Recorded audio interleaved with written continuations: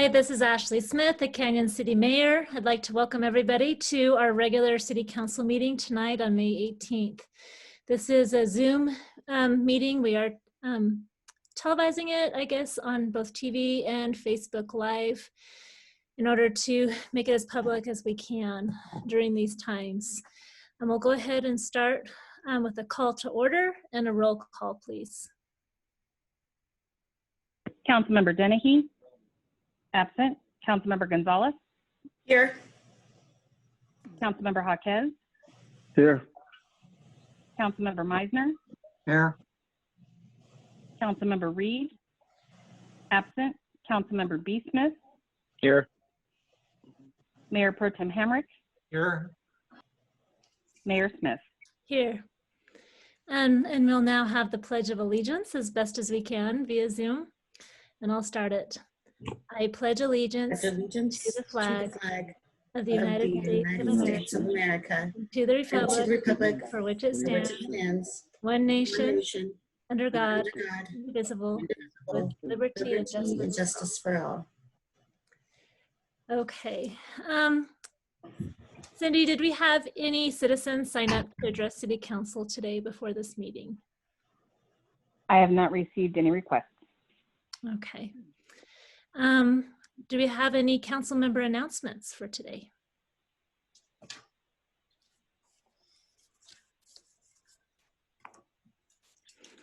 I'll just take one announcement, and that is that the state for the liquor licensing for expanding restaurants being able to expand into sidewalks or expand their patios, maybe even to parking areas or parking lots during COVID-19 to allow them to have more space to seat and serve customers when we get the variants.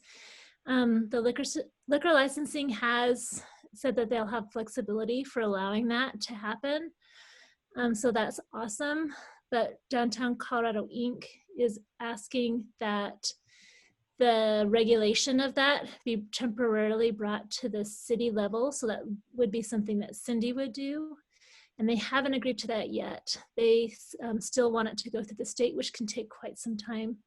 So my question to the city council is that something that you'd like to send a letter to the governor making a request for it to temporarily go to the local and the municipal level to help make those decisions and regulations? You don't have to say anything right now, but if you could contact us later, then we can draft a letter for approval from City Council. We do have, oh yeah, go ahead, John. Yeah, so a question on that, would that be a letter from each individual council person or from the council as a whole? Well, you could choose to write one yourself without any approval. Or if we want to do it as a council as a whole, we would need to vote for that approval. Okay, thank you. It might be faster just to write your own, really. But the steps are going in the right way, so that's really encouraging. We do have a recognition and a proclamation today. Hospital Week was May 10th through the 16th. That was last week. The hospital had a great celebration to honor our health care workers. And we do have our St. Thomas More CEO, Christy Olson, on our panel today. And I'd like to invite her to talk a little bit about National Hospital Week and St. Thomas More, especially during the COVID times. And then I'll read the proclamation.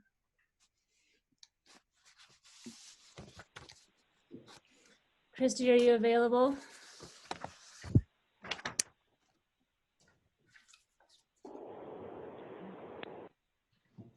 Can you hear me, Mayor? Yes. Okay, wonderful. Thank you, everybody. This is Christy Olson. I'm the CEO of St. Thomas More, and I very much appreciate the invitation and your time to shine a light on St. Thomas More and the incredible work that the healthcare workers there are doing. Big shout out to Mayor Smith and to the City Council for recognition of Hospital Week. Last week, the letter that you wrote, Mayor, was shared with staff. It was received with such grace and appreciation, And the car parade that occurred on Thursday was just marvelous. I had quite a few staff members in tears actually following it, just really touched by the show of support from the community. So I really want you to know how meaningful that was to them. If I could just take a quick few minutes to talk a little bit about St. Thomas More and how we have weathered the changes over the past few months and where we are now, I'd like to do that. One of the things that to pride ourselves on is providing quality care with compassion. That when people come to the hospital, it's not usually because they're at their best. Something is going on. They're there for a test, they're there for care. It's not usually a pleasant situation. And in order to provide that quality care day in and day out, we rely very much on processes and well-communicated expectations. And what started to happen in March is the processes and the work that our healthcare workers are normally accustomed to went out the door. So many changes were happening so rapidly with the COVID pandemic, whether that's how we enter the hospital, whether or not visitors are allowed, what PPE to use, how to use that PPE, when to use that PPE. All of those well-communicated, practiced, and constantly educated expectations were turned around. And for those of you who've been in a new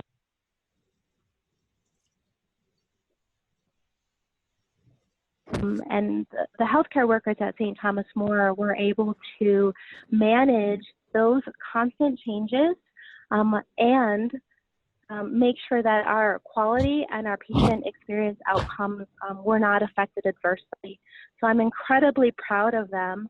And I also remind myself that they were continuing to manage the same things that we were all managing at home, whether that's spouses who may have become unemployed or children that we were homeschooling, except coming to work, dedicated to making sure that our patients were cared for. So one of the things that I want to be sure that the council is aware of is that we continue to be prepared. We did a lot of work to ready ourselves for a patient surge, and we're eternally grateful that we haven't experienced that.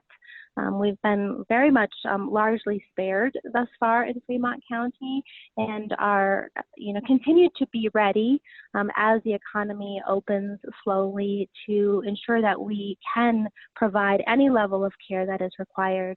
What we want people to know now is that we're ready for everything. We're ready for getting back to normalcy, which is providing the same services and care we did prior to the pandemic while maintaining our readiness. I did hear a story last week about a woman who fell at home and broke her hip, and she was so fearful of coming into the emergency room and getting potentially, COVID was scaring her away, that she postponed her visit and actually laid in bed for 2 weeks with a broken hip before the pain forced her in. And we just really want the community to know that that is not what we're here for. We're ready, and we're about the safest place you can come to, because we have done so much to ensure that our spaces are our staff are ready, and you can continue to get the exceptional health care at St. Thomas More as you did previous. We're continuing to be ready for the pandemic. So just a shout out to all the workers who helped make St. Thomas More the hospital it is. I'm eternally indebted to them, and thank you again to the mayor and to the council for recognizing the value that they bring to our community. Thank you, Christy. Are there any questions or comments from council? Okay, then I will read the proclamation for Hospital Week. And therefore, let it be proclaimed that I, Canyon City Mayor Ashley Smith, do hereby proclaim May 10th through 16th, 2020 as National Hospital Week. I encourage all Americans to take part in this week by showing appreciation for the people, facilities, and technologies that make trustworthy, reliable healthcare possible in our community. Celebrate our hospital and the important partnership between America's hospitals and the communities they serve.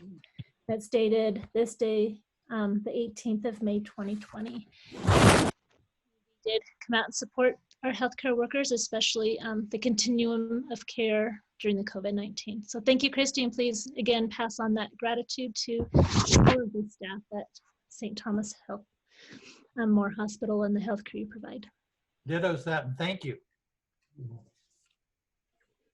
Thank you. Okay, we'll now move on to the agenda, consent agenda and agenda. So can we have a review of that, please, Ryan Stevens?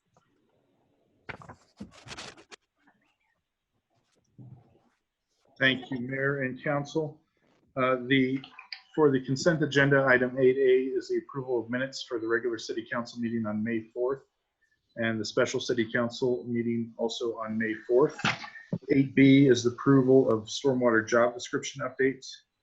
8C is to award bid 2620 for the CMAC paving project to Langston Concrete of Florence in the amount of $238,951 with a 10% contingency of $23,895.10 for a total of $262,846.10. 8D is to award bid 2920 wayfinding signs for the gateway sign masonry to, just pulling that one up here. That goes to Madone Masonry for a total, including a 10% contingency of $36,309.90. 8E is the monthly budget summary, and 8F is to receive and file a list of bills. Are there any additions or corrections? We'll start with Councilmember Meisner, please. Mr. Meisner, you're on mute.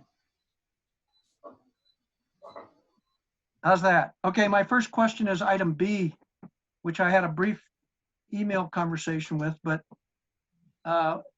what if we pass this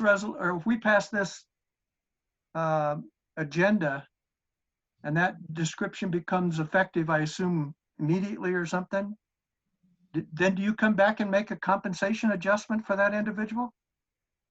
We are planning on a compensation adjustment, and we did budget for that last year. Councilman Gonzalez. So then my question is, I read in our report, though, that we had some budgeting cuts that needed to happen, about 10% across the board. If that's the case, then why are we looking to increase someone's salary at this point? Yeah, so number one, we have some different funds where revenues flow to. So for the general fund, there are some budget cuts and budget holds that we have in place.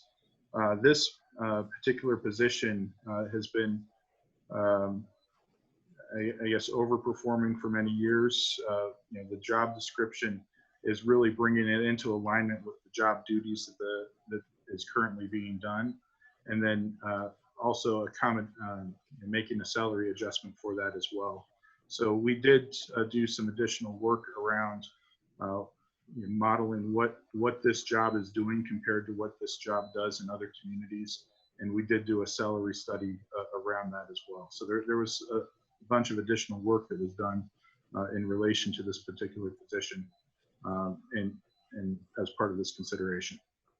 So I just want to make a statement about that. Right now, without knowing what our future holds in the next even year, I don't feel that it's prudent to give a pay raise, even though the work is harder. We're all working harder right now.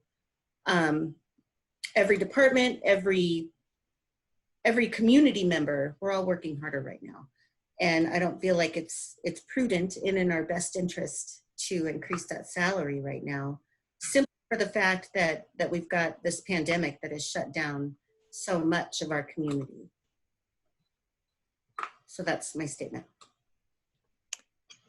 Any other comments or questions from council?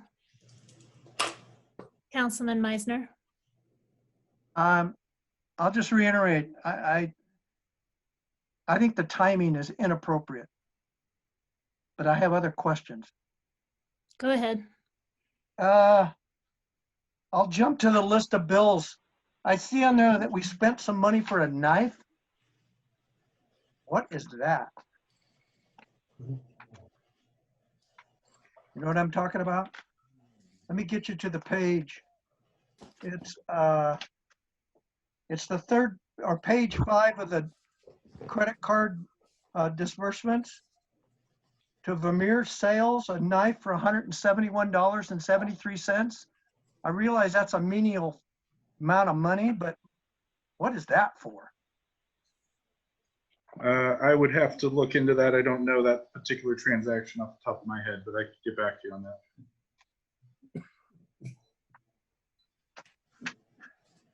And if nobody's got any other questions, I got a couple still. I Any thought other- in your any other article, questions? Ashley, that was in the paper Friday or Saturday, that Mhm. I thought that you mentioned that VistaWorks donated their time to create that Royal Gorgeous deals. They did. And why are we paying them $7,300? So what we did pay is the costs. And so they donated their time and labor, but there was costs associated with it. And that was to set up the web page and also to pay at cost the digital marketing and the daily record marketing. And it's not just Canyon City money. We had them bill us, but we also received donations from the Fremont County Tourism Council and the Chamber of Commerce as well to help pay for that digital As well as marketing. the city of Florence. Yes, and the city of Florence as well also donated generously. And so that's actually a shared cost just for the actual cost. But labor was donated by both VistaWorks and Chamber of Commerce employees who carried out that Royal Gorgeous online auction. Go ahead. Back to general fund expenditures, I noticed that under Public Safety Division, page 5, that their capital outlay is at 49%.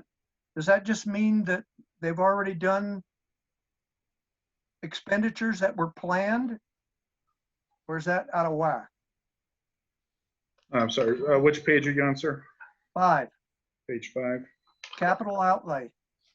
When you look at capital Yeah. outlay for the police department Yep. and So that, operations, yep. So that had to do with the renovation of 1145 Ohio, the police annex. okay. So that project is complete now. On page 6 with equipment repair and streets and maintenance, public works. Okay. I thought we had a chat, maybe I'm wrong, that we were gonna start showing the revenue that we were generating from those cut charges that we do for the street? Or, well, we're not gonna, does that ring a bell with anybody? John? No? Okay. Not off the top of my head, no, but you may be right, but I just don't recall. Yeah. And those revenues would be on a different page. Those would be on, starting on page 2 of this document. Why is that? The revenues and the expenditures are typically broken out with the revenues up front and the expenditures broken out separately. Yeah, I guess that makes sense. Police department didn't. But there's not a specific line item in there just for the cuts. So How do we know how much that is? I can get you some additional information regarding the street cuts if you'd like. And then on page 8, I assume this has always been there, but under revenues for the Park Improvement Fund, we have lease and rental income. What is that? Under park improvement, that would be, Well, it's just under revenues for park. yeah. I mean, we don't have anything that we're leasing out anymore, do we? I mean, our buildings, the depot's gone, the building we had up somewhere that we were leasing and renting back is gone, and right? Yeah, those wouldn't have shown up under park improvements. Those rental and lease agreements would be for park assets. So I can get you a list of everything that would be included in that.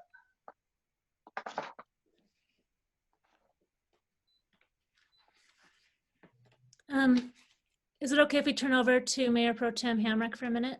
Sure. Thank you. So I have a question on the on our wayfinding signs.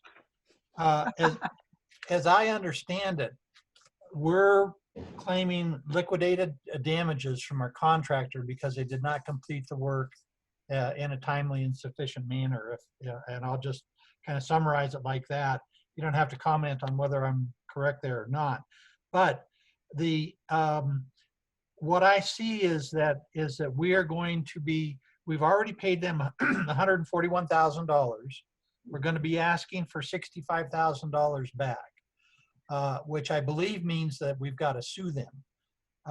And if we don't get that money back, essentially we've only got $5,000 in the kitty then to pay for the new, for the completion of the work. So do we intend to seek our liquidated damages? And maybe a question for Catherine is, how likely are we to succeed? Well, the contract was for $278,535. The invoices that we've paid to date was for $141,253. So there's still money that has not been paid to Archetype yet.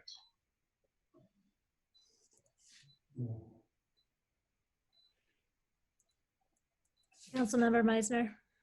On that same subject, that I don't know what you call it, but where you got the days where you're showing like maybe the damages, why is that? What is that meaning there? I couldn't understand that whole process there, where it starts at December 19th and then goes up and up and up and it gets to April 20th and it's Sure. back to. Yeah, Adam, do you want to explain that process? Right. So on that budget breakdown I gave you, those are the amount of days within that month that were counted as liquidated damages days. So that's why the number is higher for March, because you had 31 days of liquidated damages. And so actually there'll be money due, depending on what it costs us to finish it.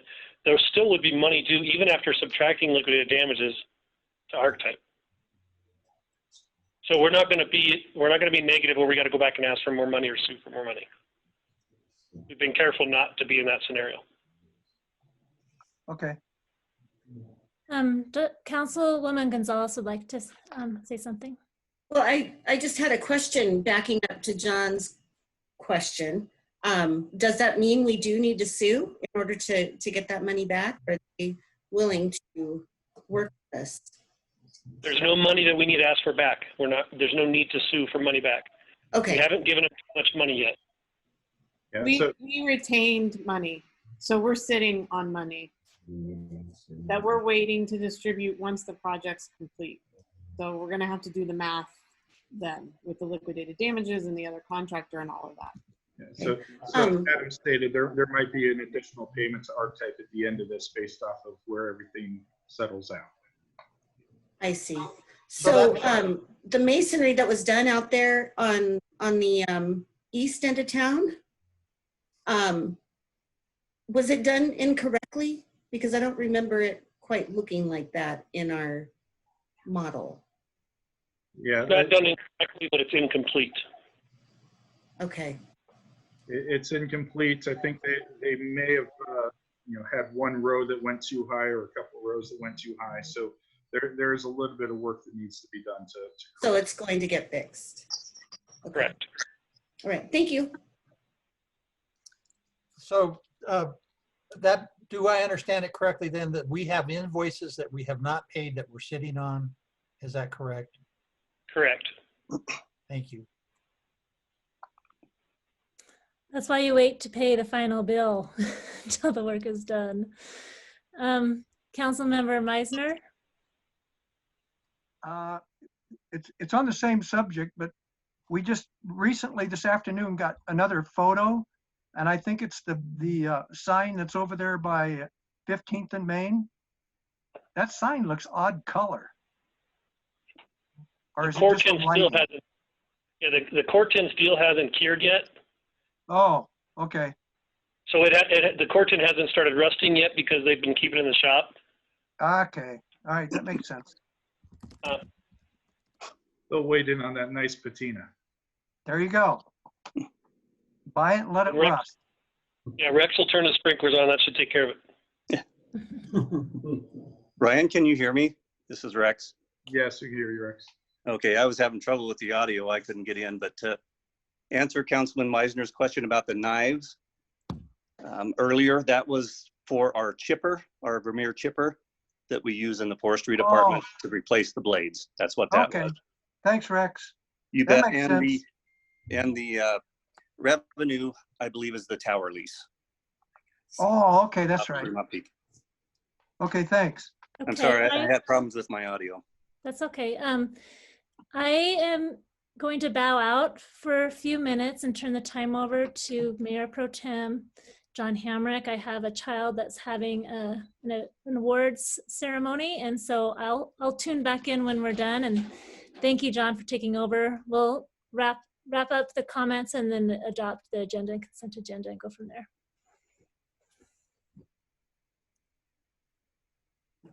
I'm good, Mayor Pro Tem. Okay. If that's the case, then if we wanted to address item B separately, we could move that to the regular agenda. Otherwise, I'll need a motion to accept the agenda and consent agenda.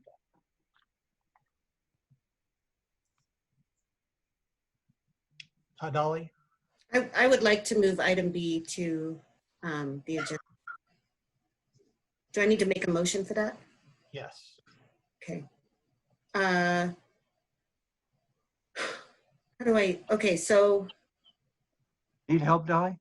I move that we move item B from the consent agenda to the regular agenda. Do I need to give it a number? Number? You could say 10A. That can be Or no, 10. sorry, 10. 10B. Actually, After the administrator's report. yeah, 9A. Yeah. it's after 9A. Yeah. 9A of the agenda. Okay, so we have a motion to move item B to the regular agenda. But included in your motion was approval of the amended consent agenda and agenda. Yes. Do I have a second? Second. We have it moved and seconded to approve the agenda and consent agenda with moving item B to item 9A following the administrator's report. Could we have the roll call, please? Hey, John, Yes. Is there further discussion? Yeah. I just got a quick question for the attorney. I was under the impression, maybe in error, that when they started the consent agenda process, that process allowed for any council person to request any item on there to be withdrawn without a vote. Does that ring a bell? No, not necessarily. That doesn't ring a bell with me. I mean, I think you can do it either way. I mean, either you can move to approve approve the consent agenda with the exception of the items that you want to move off, or I don't see how you can move to approve the consent agenda without the motion to remove things from it and have that approved. So I'm not aware of any rule like that, but it could be.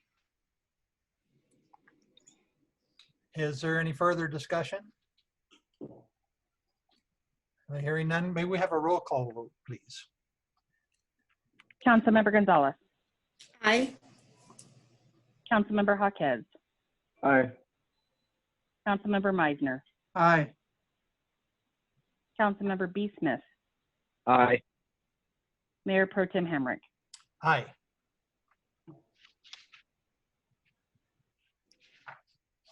I believe the motion has passed, and so I believe now our next agenda item will be item B, approve the stormwater job description update. I think we need to go back and actually approve the agenda and consent agenda. We just did. No, we didn't. It was part of Dolly. It was, Oh, yeah, it was part of my motion. okay. Correct, correct. So we got it all done at once there. That's bundling. That's bundling, we bundle. Okay, so I do believe that now we're moving to approving the stormwater job description update, the previous item B. Do we have any comments from council? So Mr. Hamrick, this is Adam. If you wanted me to catch everybody up on this, I can. Oh, why don't you go ahead and then we'll council will discuss. Sure. So really tonight, consideration is not whether there's a pay raise or not tonight. Consideration is if there's a change to the job description. I will agree that the timing is bad, and the timing is bad is because this is something that is years overdue, and we've been trying to get it done, and it's been required to be done. And without mentioning names, the past administration failed to do it. So now we have an HR director who has worked on it and has brought it forward as it's as supposed to have been. And so in reality, we have something that's due to an employee that has been due for some time now. And this is something that has been budgeted for and has been budgeted for in the past and then let go because someone didn't do their job. So again, I know that we went through this in 2013 when we had to make budget cuts, and we went through it in 2008. And I understand that we have to be careful with the money during these types of situations. But the reality is this isn't a fund that is at risk, especially the amount that we're talking about, in hurting the stormwater fund or in being an issue that's tied to the greater general fund. So I would just ask that as you're considering this, that you consider all of that. Thank you, Ryan. Dolly? Excuse me, Adam. Thank you, Adam. Dolly? So I cannot disagree with you on the fact that that this is probably something that's been in the works for some time, and that it's probably very well overdue for this position. However, I do think the timing speaks volumes right now, especially since so our city workers probably feel stretched beyond their limits right now. And I really think that it speaks volumes if this was approved right now to the rest of the staff at City Hall. I don't think it's a good idea, and I don't think it spreads a message of continuity throughout our staff. And like I said, I can't disagree that the job that's being done is amazing and, you know, over whatever is being compensated. I just think the timing is very poor, and it would look really negatively to everyone involved. Thank you, John, Dolly. if I may. Sure, go ahead, Frank. Okay, I want to get back in with kind of what Adam was saying. If we look back when we were having people questioning why we were spending so much money on those wayfinder signs and everything else when we were in a bind at that time also. It was also brought up, and I brought it up at the time, the money was already previously set aside for the wayfinder signs. We weren't getting and dipping into anything or taking any money from anywhere else. So this is kind of almost like the same scenario. And yeah, grant you, there's never a good timing for anything when you're talking about giving anybody in a sense, it's not a pay raise in a sense, it's an adjustment of the job that's been there for quite a while. Money was set aside for it and everything else. And to me, I look at it that way. Grant you, it's still, it's still going to have a negative impact with some people and all that stuff, but it's something that was pre-set up way back when. And like Adam said, the previous administration failed to do the job that they should have done back then. And if they had done the job back then, this wouldn't be an issue coming about. So, I fully, it is controversial, but I don't have a problem with, making the adjustment. Thank you, John. Thank you, Frank. Jim. I'll just go back to saying fundamentally, I think I'm with everybody else from a standpoint that I don't question that the job description needs to be changed and maybe updated, but the timing is inappropriate. I don't know. I mean, we pass it, and then at some point it becomes an administrative decision to incorporate that salary adjustment. And it just seems odd to me. I recognize what Frank's saying. I recognize what Adam's saying. It just seems odd to me that in our most strictest department that we have in terms of revenues, we acknowledged that there was going to be some salary increases in that department. I understood that that was going to be because we were adding 2 staff. I don't recall, and I'm not saying it didn't happen, I don't recall discussions at the time of the budget where we were increasing the salaries of existing people. We were talking about the increase in the salaries because of the 2 added positions. But I can support the job description. I cannot support at this time salary increases when we're cutting the budget. So Councilman Meisner, just to clarify, we had budgeted for this regardless of whether or not there was going to be an increase in stormwater rates. So we had budgeted, not knowing what was going to happen with stormwater rates. This was something that we had on the horizon. We knew that it had to be done, and we had budgeted, regardless of what the outcome was of the stormwater rate increase. Thank you, Jim, and thank you, Ryan. Brandon, did you want to jump in on this one? I'm pretty much in agreement with Frank. It sounds like this was something that was done previously, so I'm okay with letting it go through. So Ryan, I have a question for you. Does that mean then that as administrator, you would be looking to adjust the position's salary in the near future? What would be your plans? Yeah, it is something that we, as mentioned, certainly we have in the budget, but I think that would be something that we'd have to look at as we go forward as far as the actual increase goes. But absolutely, we do want to update and adjust the job description now. Could I take that as a affirmation from you that the salary would not be adjusted right away, but would be looked at in terms of our overall budgetary strategy for the rest of this year? Yes, we would definitely look at it as it relates to the rest of the budget. Thank you. Is there any further discussion? Okay, then This will require a council vote to approve this job description change.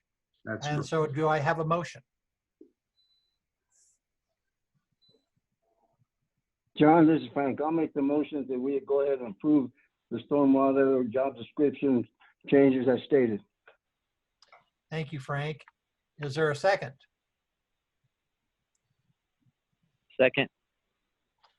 The motion has been moved, the approval has been moved and seconded. Is there any further discussion? Dolly? So as stated, does that mean including the pay raise?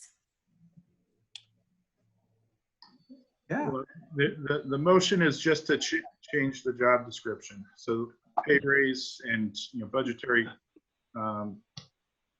issues is something that we'll have to deal with later.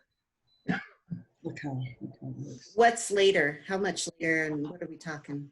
Well, you know, given the COVID situation, I think it's been very fluid and not knowing, you know, whether or not we need to implement the 10% or 20% budget cuts for the general fund. We're still waiting on some more data. I think, you know, as I stated, it's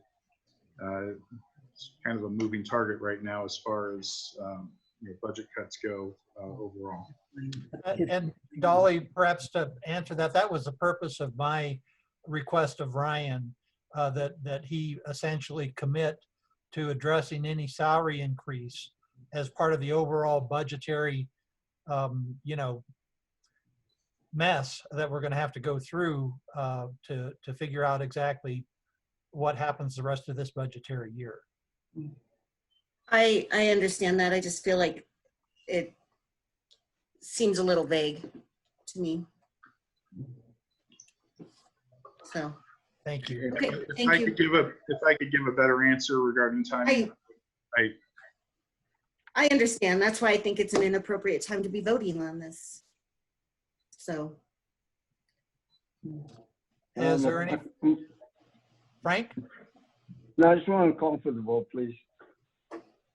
Okay, if not, since it has been moved and seconded it, and we have a call for the vote, may we have the roll, please?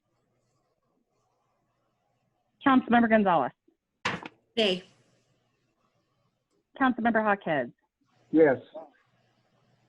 Councilmember Meisner. Nay. Councilmember B. Smith. Aye. Mayor Pro Tem Hamrick. Aye. Motion passed. Thank you.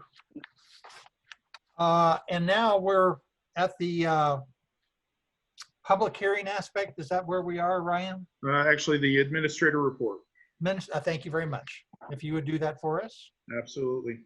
I'm not going to go into every item on here, but I want to welcome Brenda Lloyd and Taylor Frazier to the police department. Two new hires there. Brenda is joining the code enforcement office and Taylor is joining the police force.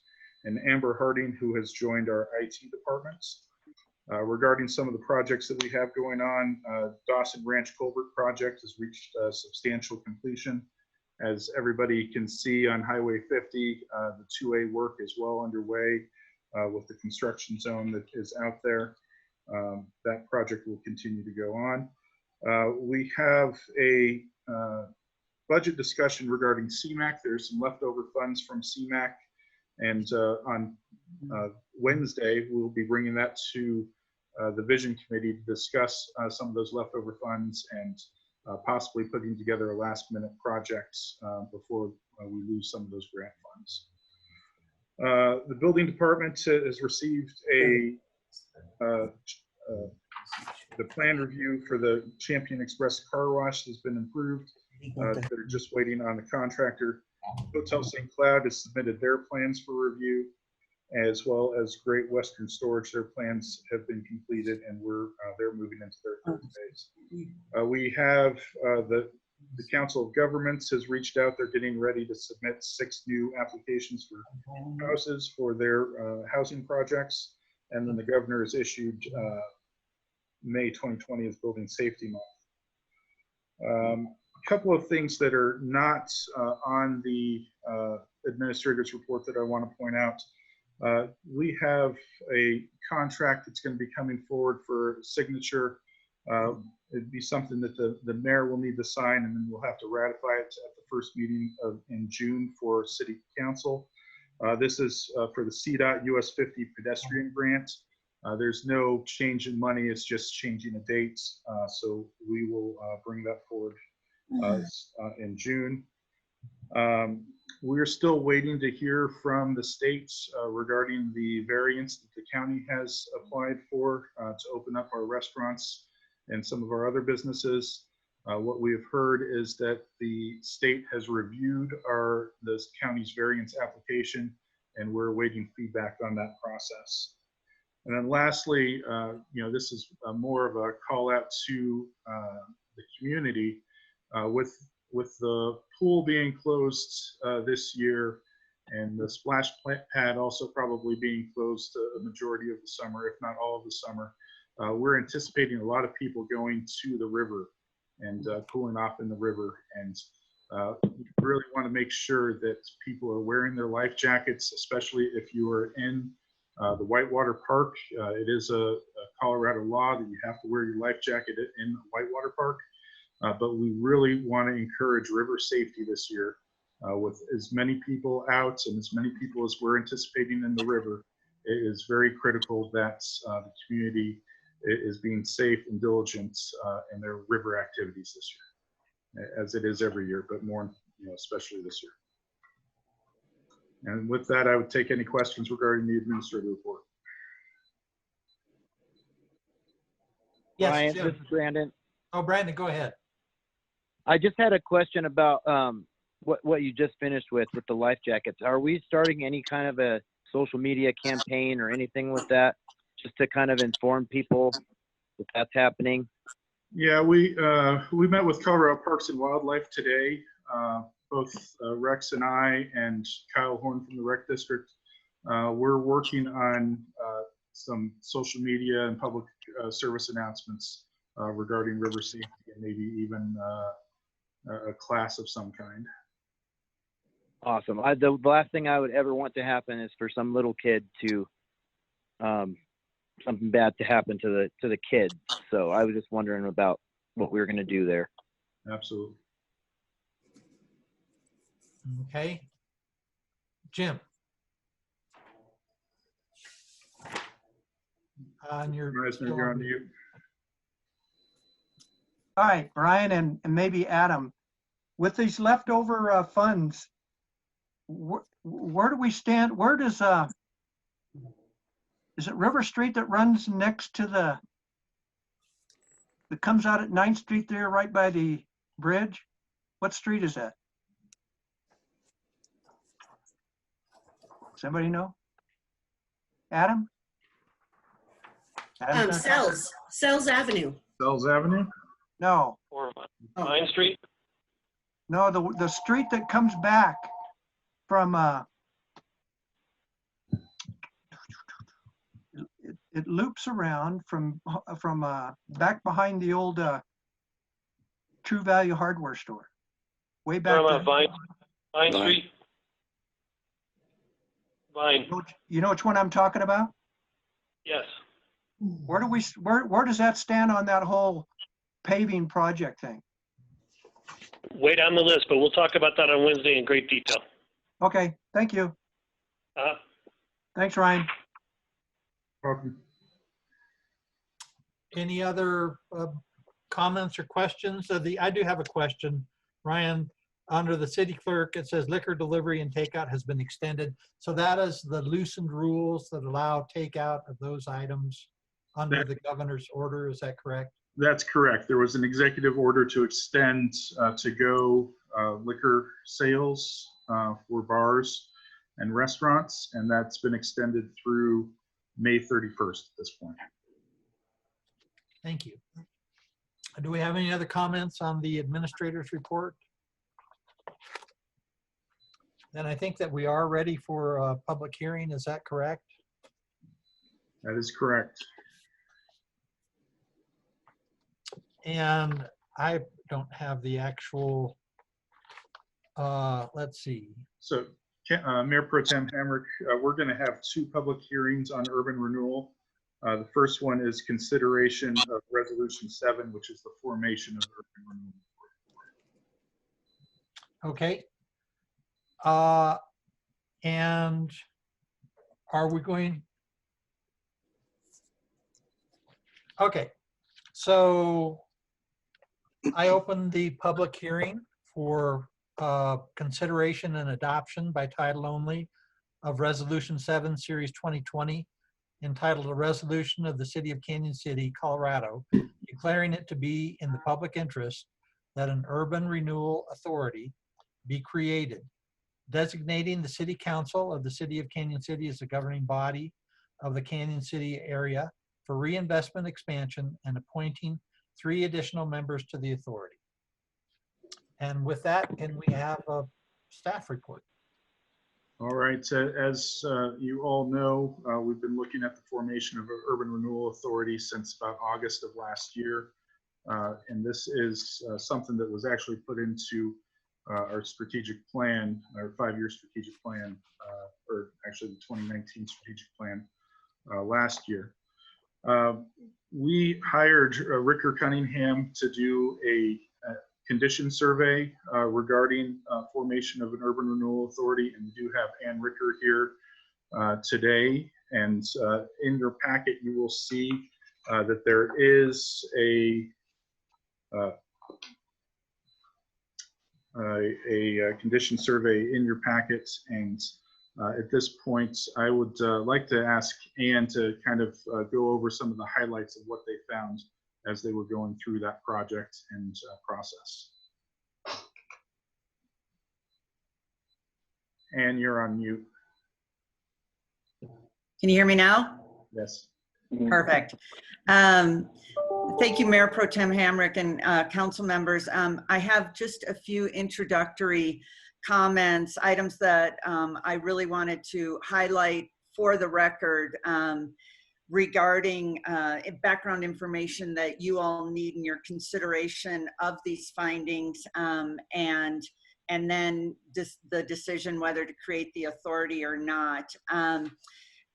So let me start with, you know, there's 2 terms that mean the same thing. One is a blight study and one is a condition survey. And just to remind everybody, they are the same thing.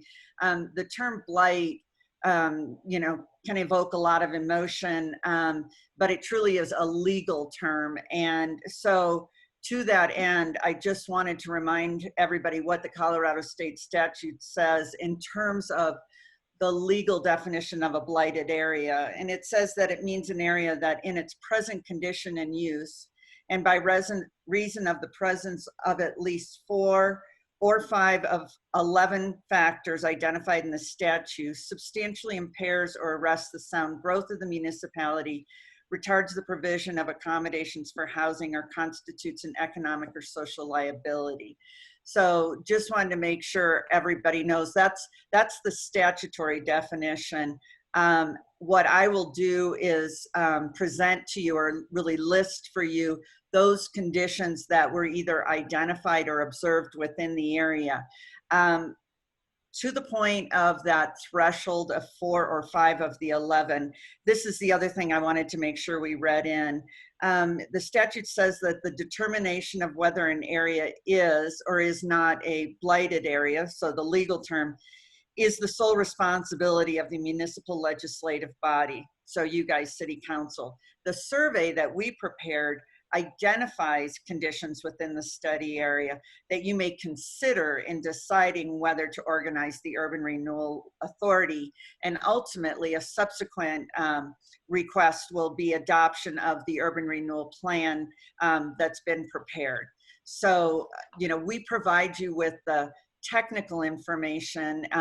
Some people have said to me, oh, that seems somewhat subjective when you're looking at you know, existing conditions and trying to tie them to the statute. And I often correct them and say it's not subjective, it's objective, because I've been doing it for over 30 years, and I've looked at hundreds of various throughout the state and other states. So I always take each area, each community or area within a community and look at them in the context of similar communities. We don't make big leaps in interpretation. The other last thing we wanted to make sure, because this comes up and it did come up at some of the information meetings that we had there in the community. As stated in the law, a finding of eligibility neither requires that all 11 factors be present in the area of study, nor that every parcel in the area be adversely impacted by even one qualifying factor. All it requires is that 4 or the higher threshold of 5, which I always recommend every community hold themselves to, is present somewhere within the area. Okay, so again, you'll get asked, and we've been asked, well, boy, why is my property, quote, considered blighted? Your property isn't. That is not the issue. It's whether these adverse conditions exist within the boundaries, that have been defined somewhere within the area. So just wanted to lead off with that. And then just to remind you, the area that was looked at and investigated was generally parcels located adjacent on the north and south side of US Highway 50, between on the east, just a little bit beyond the intersection of County Road 123 and Highway 50, and on the west, generally First Avenue. Also included, in addition to that linear study area, were parcels associated with the Dawson Ranch area. Very general characterizations of the area were that there's close to 760 parcels. It represents approximately 1,300 acres and adjacent rights of way. 433, or over half of the parcels, are smaller than half an acre in size, and approximately 555 properties have an improvement, meaning the others are vacant. The majority of property owners are located in Canyon City. 11% of the owners reside outside of Colorado. Uses within the area are agricultural, commercial, exempt, industrial, and vacant. There are some residential, but the intent behind the study area was to exclude single-family detached homes, which we did. The residential ones that are included are either residential properties that are being used for commercial uses, or they're multifamily residential, thereby an income-producing property. 87% of the properties were classified as either commercial or central business. And I think that's a good number because that truly was your intent, was to really target those kinds of land uses.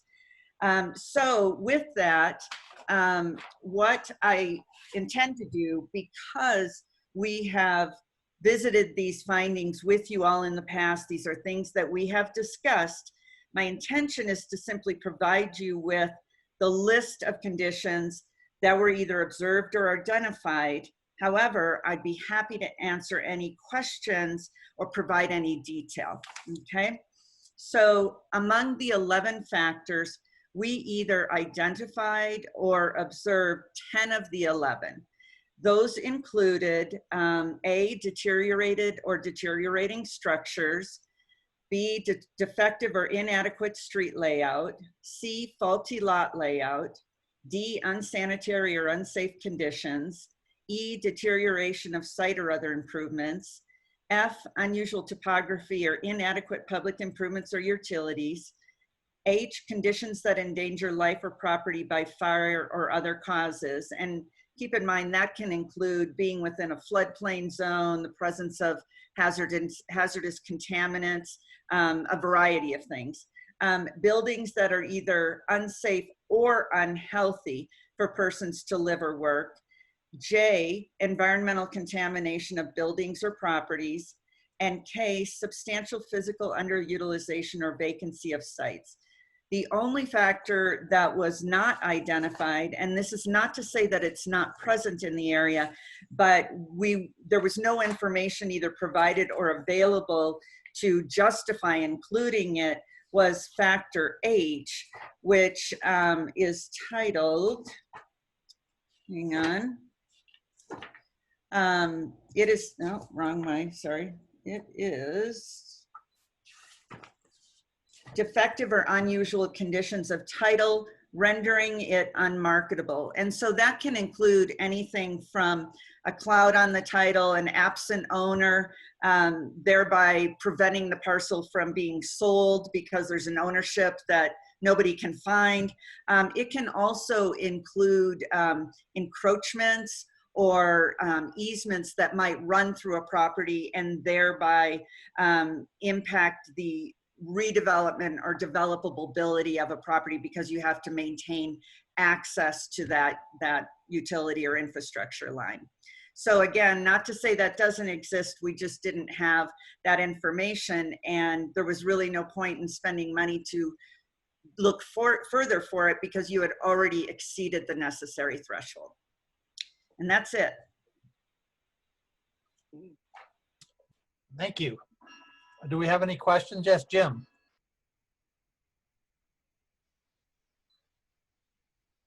There you go. See, I'm learning. My question is, you pronounce your name Riker? Ricker. Ricker, Miss Ricker. Yes. You just mentioned the condition that wasn't used. You referred to it as item H? G. I'm sorry. It was. I apologize if I said that. It should be factor G. Okay. All right. I just want to make sure we're looking at the same versions. Yes. Thank you. Any other questions or comments from council? Mayor Pro Tem Hamrick, we do have a written comment that was submitted by Vicki Pullen. If you don't mind if I read that. No, would you please read that? Thank you. Ms. Pullen states, I'm in full support of establishing a long overdue urban renewal committee. Although Canyon City has for many years been known as a great retirement community, it is also very important to bring in younger generations to enjoy and invest and keep our town evolving. The urban renewal program is a tool that will help attract those people looking to relocate their families here, as well as tourists and future business ventures, which will provide entertainment and revenue. With the recent setback of our economy, it is a great time to promote our small town as an investment opportunity. People and businesses are looking to leave the larger cities in favor of smaller communities. This movement will help support the economic recovery and growth of our infrastructure and keep the Canyon City area as a great place to live and visit. Just as full disclosure, Ms. Pullen actually petitioned after we had drawn the original map to include some of her properties up at Central and Field, and that is included in the plan documents. But you know, she did petition to be included as well because she does see a use and benefits of having a program like this. Thank you for that information, and thank you, Vicki Pullen, for that comment. Are there any further public comments or questions from council? Yes, right. Elijah, it looks like we have an attendee that has their hand raised. Is that correct? Yes, that's correct. I just turned the microphone on for him.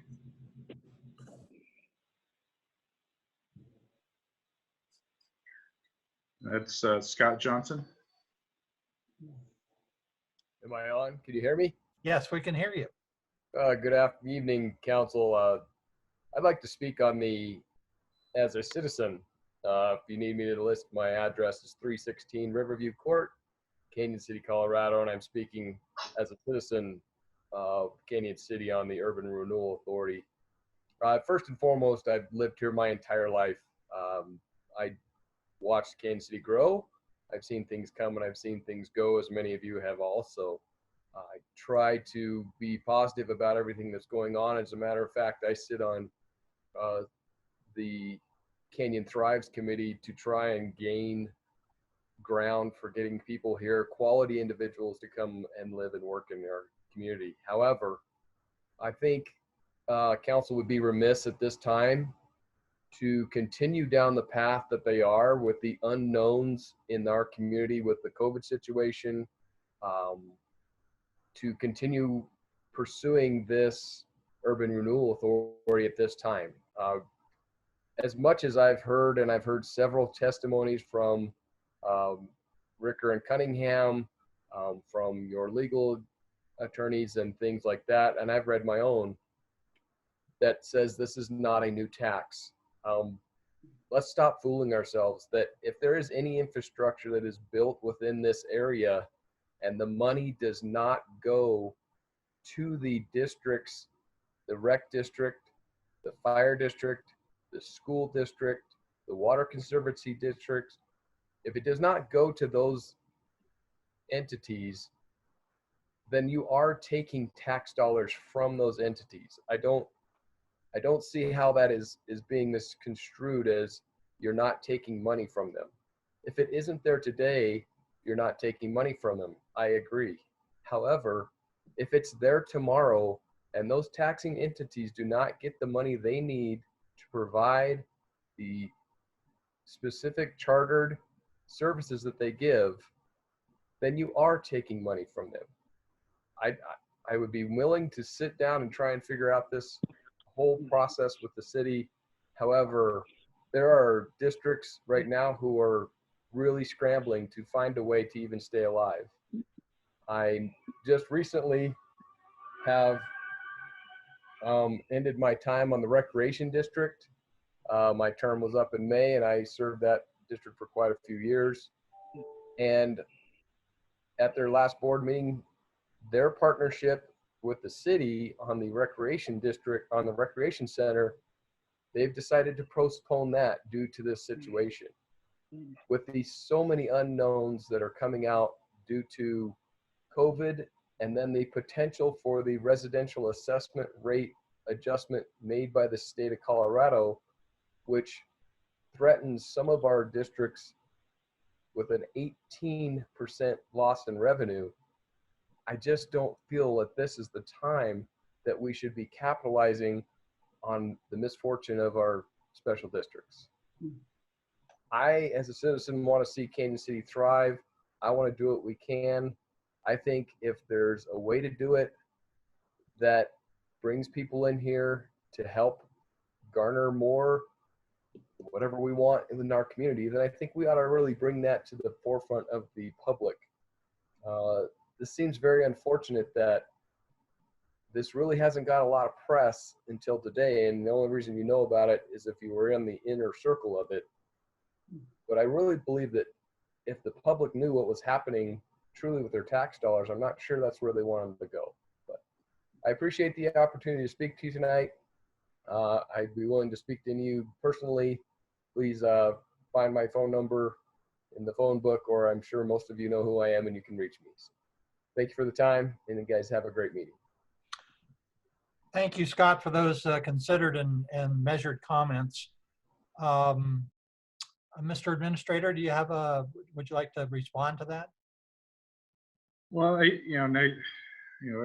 Ann may want to comment as well, but truly the risk is something that we would be undertaking as a city. Once that base rate is set, as far as property taxes go, if we don't generate increments in addition to that base rate, then there is no incentive, there is no additional tax increment that it's going to be created. The special districts and the county and the school district, they will all maintain their current level of funding, and then that base grows at the reassessment every 2 years. Ann, is there anything that you would add to that? Yeah, there's a couple things, and I would be happier, Mayor Pro Tem and council members, if you would like me to put some of this response in writing to get back to the gentleman. But for the record and to answer some of the important points that were made, and I don't think he meant it, but I just want to make sure, because it's something that is sometimes misquoted, and even if it's not intended, people interpret it the wrong way. But I think he led off with, this is not a good tax. Very important point, this is not a tax. City council, for the very reason that city council can adopt an urban renewal plan, you would not be able to do that in Colorado if you were assessing an additional tax. It would have to go to the vote of the people. So there's your evidence that it's not a tax. To the gentleman's point that that this is, and he does seem to understand that it's not existing tax revenues, that it's future tax revenues. And this really speaks to what Ryan was saying, is that this money does not exist. And the whole purpose of having this urban renewal resource is not to be the first money in, not to be a funding source for every project that happens in the area. It's only to make projects feasible that provide a public benefit as per the statute, and that just need that last money in to make them feasible. So again, there's a lot of private sector risk and funding that comes in before that. This is intended to be the last % of funding to push it over. And it's not the taxpayers' money. It's not the citizens' tax dollars. And that's very, very important. The only revenue that can be captured and reinvested within the urban renewal area is the difference that's spent by someone who invests or reinvests, a property owner within the area. It's not the residents, it's not the property owner next door to the guy, it's the person, the woman or the man, including the woman on, who provided her testimony a minute ago. It's if they invest, and the assumption is they can't invest without the project being feasible. So needing that last little push, it's only the difference in taxable revenue that's collected completely associated with that investment or new investment. And so that speaks to what some of what Ryan was saying. And then I think as important as all of those things are, as far as the press, I've been down there a number of times and spoken. I've seen the advertisements. Sometimes those things do get away from people. We've noticed, absolutely, we've sent 2 postcard notices to every property owner within the area, and for the last time to every property owner and business interest in the area. I personally did that. I mailed out thousands of cards. So I can at least tell you every effort was made, and I apologize if some people, maybe they were out of town or something like that, and that does happen. But I think real importantly for you council members to remember is kind of the beauty of urban renewal, is that it is such an open and transparent project or process. And I know that people kind of gasp because there's always a lot of assumption. Maybe some processes aren't as transparent. This one requires so much notification in the paper and to the property and business interests, but also what's been happening for the last 120 plus days is discussions with the taxing entities. They have been provided with a report that says this is how much potential tax increment revenue we think will be invested in the area, only if private individuals decide to do that. And this is the potential impact to those taxing entities based on their millage rates. We have shared that information with them. We have answered questions for them, and they are absolutely at the table and negotiating what they believe they need in terms of a share back or some sort of an agreement. They're all in different forms to make sure they're whole and then some. And I do remember the gentleman from the rec district had some concerns. I didn't know how he reported back to his meeting, but I do know that we did discuss how other taxing entities have been able to use this resource just like private sector property owners and business owners, and that to push some of their projects over the finish line too. Those are public benefit projects, whether it's library district, rec district, water district, whatever. And they are all at the table and negotiating right now. So, you know, I'm sure they appreciate this gentleman speaking on their behalf, and the fact that he was a recent board member makes all kinds of sense. But I can assure you, I was on the phone with these individuals and answering their questions, and they have been present, and they're still listening and still talking. Thank you for that, Ann. Do we have any other further public comment? Hang on here. We do. We have Scott Johnson again, and we have another public comment as well. I'll let you decide which one. Okay. So we've heard from Scott once. Let's go ahead to Phil and let Phil address us. So this is Phil Lund, Scholastica. So I hope everyone's doing well tonight. I want to stay on the notice side that I got 3 of the postcards, so I appreciate that. I only Sorry needed about one. that. Not a problem. All good. So Scholastica, my understanding of TIF and urban renewal when I attended the meeting in January is this is supposed to be viewed as something of last resort, and that's how we're treating it. I can tell you that the dynamics have changed significantly since COVID came down as far as capital and loans and investors. It's much more of a difficult situation. And who knows what's going to happen with the banks if we continue with the Fed policies, which I won't get into right at the moment, but I think that there's substantial risk there. So I think this is a tool that would be very useful for Canyon City, and there is some positive dynamics. Someone mentioned about the possibility of people moving from larger cities into smaller towns. I think that absolutely could be a movement, but this is a key thing that I think would be very good. My own experience, I was involved with economic development in Michigan as the chair of an economic development organization, and we had Renaissance zones, and so we deferred taxes for 15 years. Those have all now expired, and all of the taxing authorities are benefiting in a substantial way once the expiration takes place, that growth is immediately and available for taxing units. So I just want to offer my support for this. I appreciate the council and the city even considering this and the other taxing units. I think it's something that is desperately needed, and it certainly will benefit Scholastica.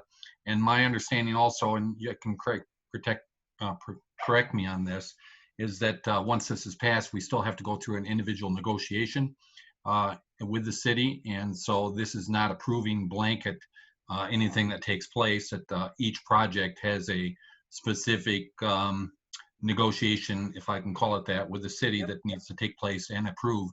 So we're not giving a blanket overall for anything that needs to be done. That specific negotiation needs to take place, and certainly Scholastica project will be interested in doing that. Thanks. Mm-hmm. Thank you for that, Phil. I know that that Scott, you've raised your hand again, but this is a public hearing. We do allow 3 minutes for parties to express their interests, and so you have used your 3 minutes. And with that, I believe that I'm ready to close this public hearing. Would that be right? If I may, I would like to remind anybody who's dialed in over a phone, if they have public comment, that in order for us to identify if you would like to make a public comment, you can dial *9. There are a couple phone users that might not have the ability to do that through their computer. So there we go. Okay, and I do see a raised hand there from phone number Here we go. ending in 7919. Yes, good evening, everyone. This is Dave Delvecchio, Fire Chief with the Kansas City Fire District. Can you hear me? Yes, thank you, Dave. Well, I was trying to figure out how to get on just being on the cell phone, so I'm glad you just put that out. I know we've been meeting as a special district with the city. We've discussed numerous items back and forth, and our negotiations are not done yet. But I would like to just say to the council that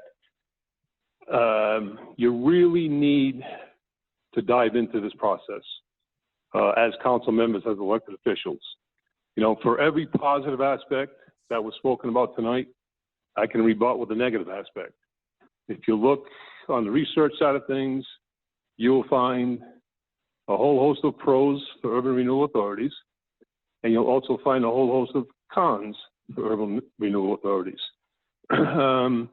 As the chief of the fire district, my main concern is the future.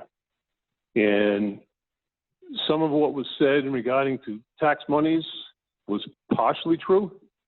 No matter how you slice it, if economic development happens, there will be new developments and new tax money that would normally be allocated to the special taxing districts as well as the city.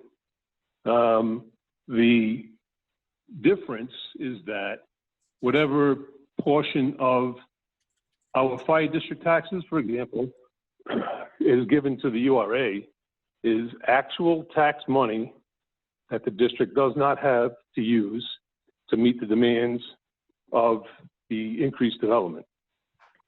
So, you know, there's some caveats attached to this. And in my conversation with the city, I've expressed my concern with going forward with this and as a special taxing district. So I look forward to further conversations, but I would challenge the city council members to really look at all the aspects of an urban renewal authority. And there's plenty of examples where they failed, and there's plenty of examples where they succeeded. And this is not a decision that can be taken lightly, because it will affect different districts within the city. And I still have concerns about where the fire district will be going into the future. Now, granted, there are some mechanisms to negotiate those differences, but no taxing entity in Fremont County, excuse me, is flush with money. We've all been struggling for years now. And this, in my opinion, at this point, without coming to a final consensus with the city in our negotiations, is almost the nail in the coffin. So there will be more discussions. I would be more than happy to discuss individually with city council members. But again, I would say that this is something that city council, it's your duty as an elected official to fully understand how the Urban Renewal Authority works. That's all I have. Thank you. Thank you for that, Dave. Yes, Ryan. And I just want to point out that this public hearing is actually just for the formation of the Urban Renewal Authority. The second public hearing is in regards to the negotiation with the taxing entities and the actual urban renewal plan. So, and we're going to ask for that to be continued to a later date because we have not reached final negotiation with the taxing entities. So this is just the formation of the Urban Renewal Authority, as well as stating the additional 3 board seats that would, the special districts would be able to vote on who their representative on that Urban Renewal Board would be, as well as the county and the school district. Thank you for that, Ryan. Hang on just a minute, Ann, and I'll get to you. But a question on what you just said, Ryan. Does that mean that if consensus was not reached with the districts, the member districts, that this Urban Renewal Authority would cover, that then we would not go forward with the plan? Is that correct? And so maybe Ann, if you would unmute and and I think jump in here. Catherine may want to respond to that as well. Okay. But I saw you take yourself off of mute. But basically, we would reach an arbitration period where we would go into arbitration with the taxing entities. And I don't know, Catherine, if you want to expand on that or not. Yeah, I mean, if we can't reach a negotiated agreement with them, we would go into a mediation process, and then eventually the mediator would make a decision, and that would be the agreement, and then we would move forward with the plan. That's the short version. Thank you. Ann? Yes, thanks, Mayor Pro Tem. Hamrick. I really basically was going to reiterate both what Ryan and Catherine said, because it's important. I certainly wouldn't want the fire chief to be thinking that in his mind, and true, they haven't come to an agreement yet, but you guys are moving forward. That's not at all. The process requires that we be in agreement with them, or we follow the next steps in the statute. So please don't worry about that. And I don't want any of the council people to worry about that at all. So I'm just reiterating what they said.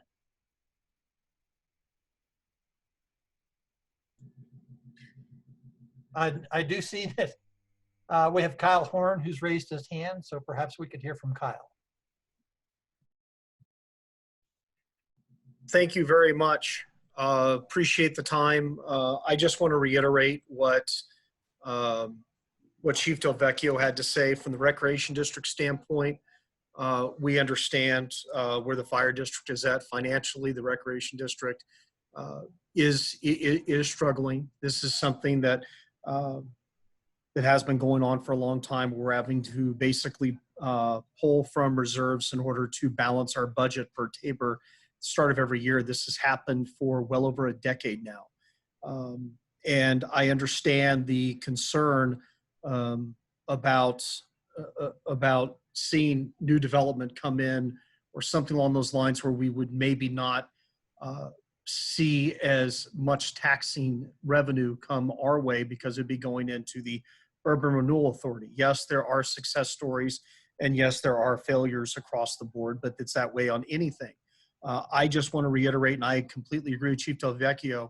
I believe City Council needs to look at this, look at it closely. I think the people need to look at it closely. Yes, we are negotiating with the city. It's something that we continue to do, and we will do. But at the same time, everything I think has been, we've had good information so far. Do we have an agreement at this time? No, we do not. But are we talking, and are city talking with us and listening to us? Yes. And again, that's a two-way street.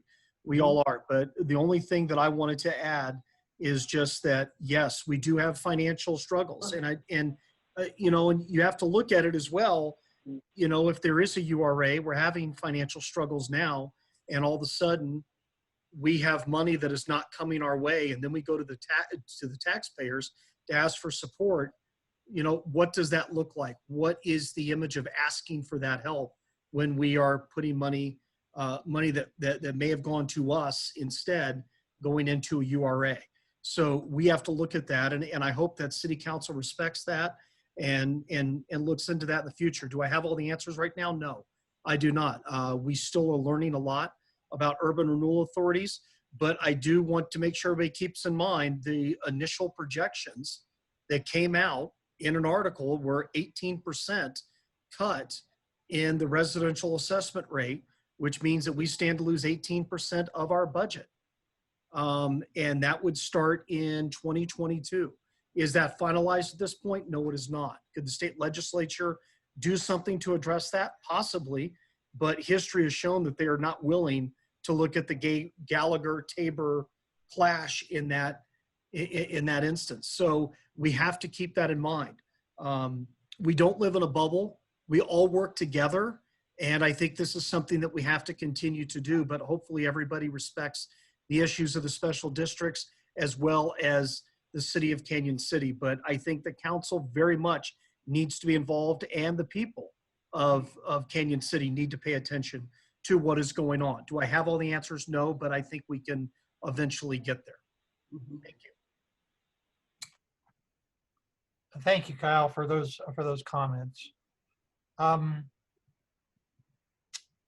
Do we have any other comments at this point? Anne, would you like to say something? One very quick thing, and Catherine, please chime in. I realized Mayor Pro Tem Hamrick, you had said something, and I was going to address it, and I stopped short.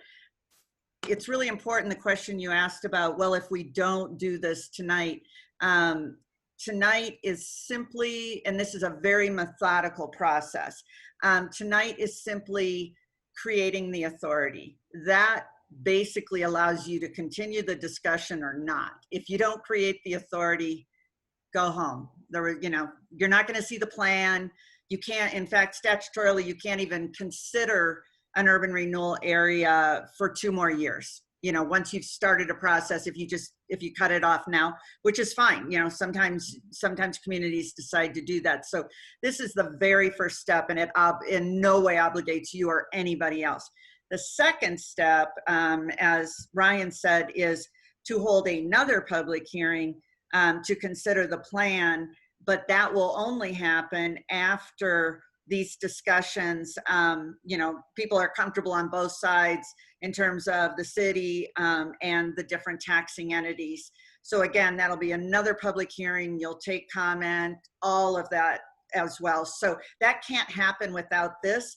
But even if you get to those 2 steps, and this is really what Phil is referring to, which is even then, there's no blanket anything. Then it's still up to individual property owners with a project that are going to provide a public benefit to come to the authority and council and explain why they need this last in money, why the project's not feasible or going to happen without that. And then it's up to you all to decide if they really have proven their case, if they need it, and what's absolutely necessary. So all these things have to happen. You can't even get to that point unless you go through these. So just wanted to make sure we were clear on that. Thank you very much, Ann. Scott, I do see that you have your hand up again, but as I said, we have 3 minutes per speaker, and you have used all of your 3 minutes. At this point, are there any other questions for staff or our consultant? Hearing none, I'll close the public hearing. And now a discussion from council. Does any council member wish to speak to this subject?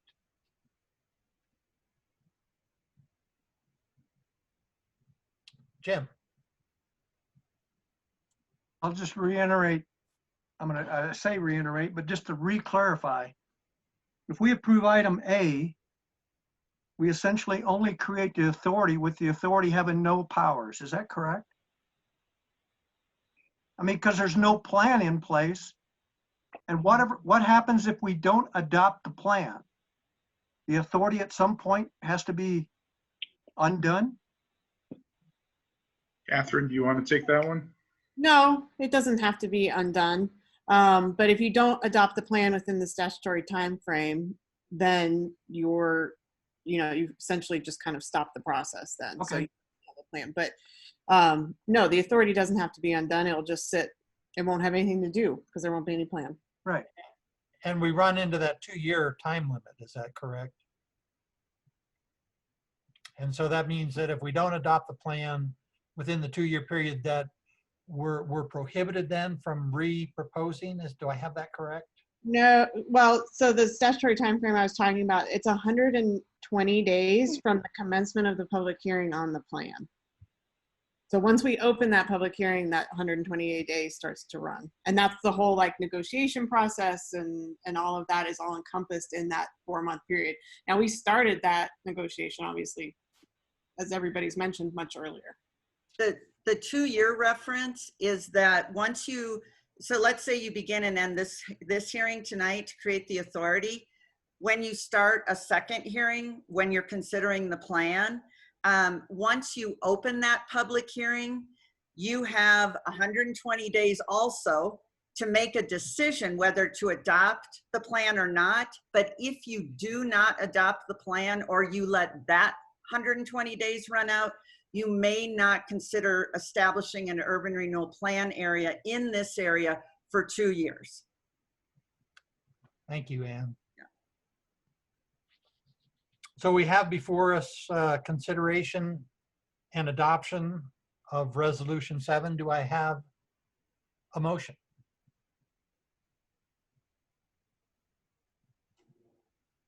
Jim. Mayor and Council, I move that we approve Resolution 7, Series of 2020. First, are we going to have to do 2 readings? 1 So resolution, so it's 1 reading. single reading? Second. It has been moved and seconded that we adopt Resolution 7. Is there any further discussion? Yes, Jim. I just want to reiterate that I'm clear that we're going to create an authority that has no authority because there's no plan. And the intention of the city is to now continue with all these entities to work out agreeable compromises and then come forth with a plan that everybody can support. That is correct. Am I correct? Yep. Yes, sir. Okay, thank you. Any further discussion? Yeah, John, this is Frank. Yes, go ahead, Frank. You know, it seems to me like the second part of this is actually, in a sense, the most crucial part than this part is, because now we still got to sit down at the table with all those people to see whether or not they're going to be agreeable with doing all this other stuff. And if we don't get a consensus from that area, then we've kind of wasted our time putting this through to begin with. So I don't know, that's just my feeling on what I've heard both sides from everybody else and all that. So to me, it looks like we're doing this backwards. We should be working on the other part first and then working into this. So that's just my feeling. Yeah, and I think, you know, the statute for creation of urban renewal says that you have to create the authority first before you can consider the plan. Is that correct, Catherine? Yeah, and also, like, just because, let's say, Frank, for instance, we don't come to agreement with one of the special districts, then we go through a mediation process that's laid out in statute. So it just doesn't drop off there unless the city completely decides, as Ann's talked about, like abandoning the plan in general. Right now, I don't think we have an intent to abandon the plan, so we go through that mediation process, and the mediator would decide what that agreement is between the parties. So not only are we doing it in the statutory order, but it doesn't, just because we can't reach an agreement with a special district, and I hope we can, doesn't mean it just ends there either. Right. Thank you for that. And with that, I'll call for the vote, please. Councilmember Gonzalez, Aye. Councilmember Jaquez, Based on my previous statement, no. Councilmember Meisner, Aye. Councilmember B. Smith, Aye. Mayor Pro Tem Hamrick. Aye. Motion passed. Thank you very much. Thank you. And now we move on to the next agenda item, which is consideration of the urban renewal plan, but we're going to continue that agenda item. Is that correct? Am I using That's the correct correct. language? We would like to continue that to June 15th. And that's a without objection, is that correct? Isn't that the correct way to proceed from here? Say without objection, we will put that on. We'll put it on that agenda. No, I think you need to motion to continue the public hearing like a regular motion and a vote. Just like a regular motion. Okay. Yep. So we have a request from staff to consider to continue the hearing for consideration of the renewal plan until mid-June. Do I have a motion on that? And Councilmember Mayor Pro Tem Hamrick, I believe it has to be a date certain, so June 15th. June 15th. Okay. Yes, sir. Did you get that, Dolly?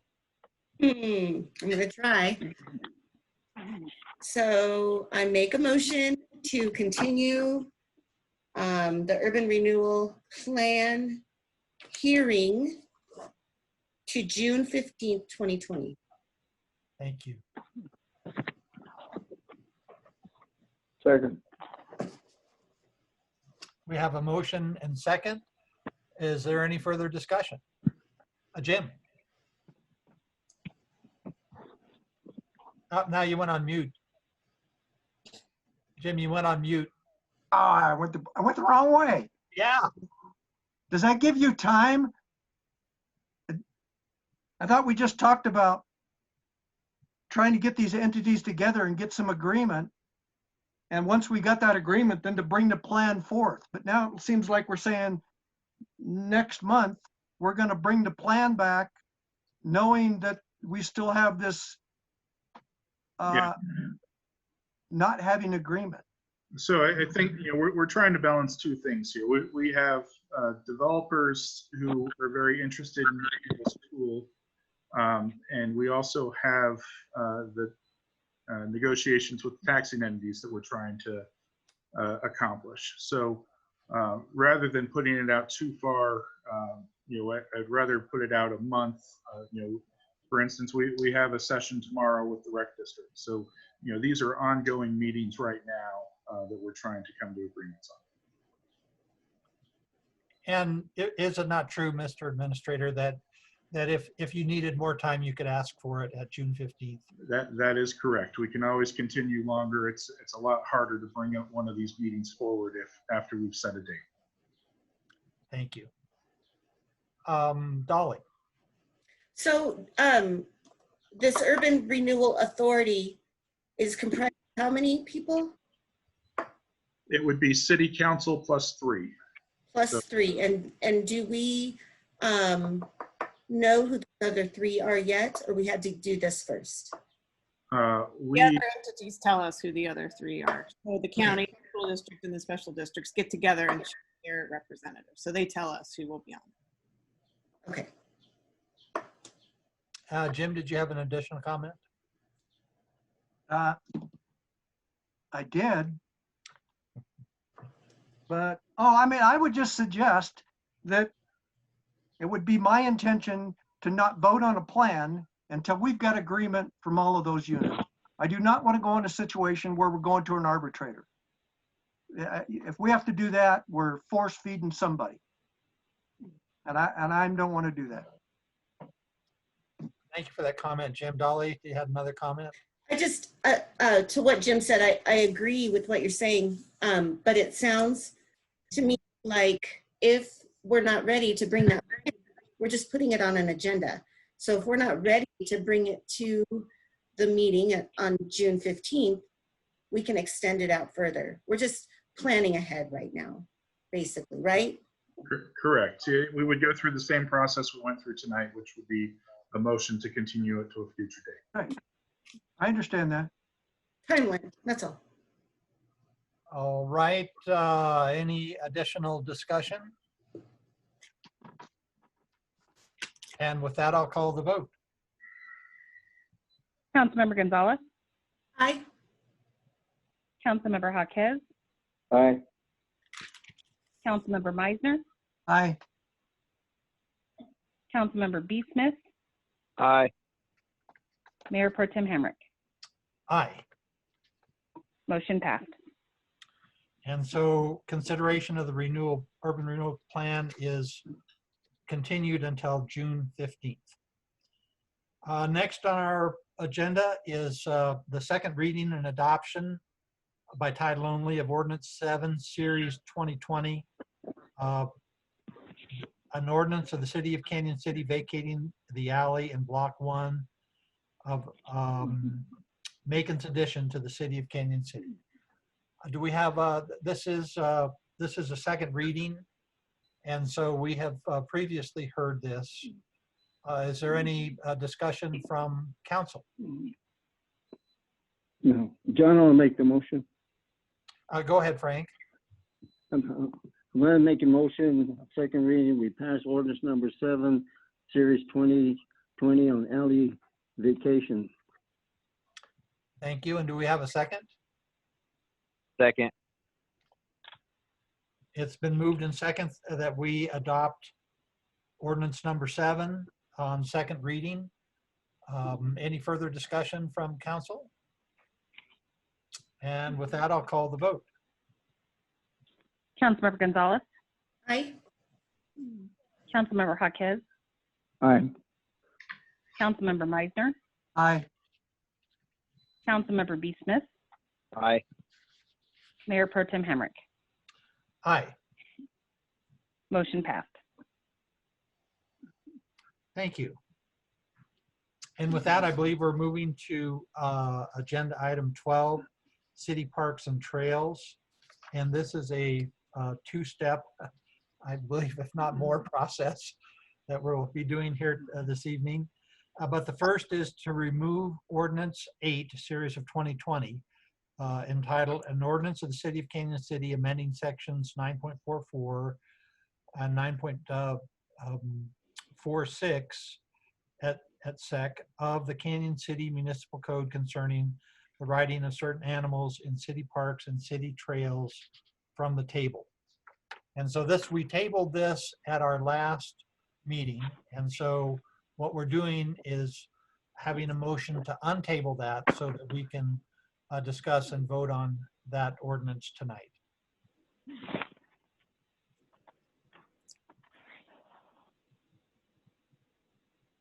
And so, Councilman Meisner?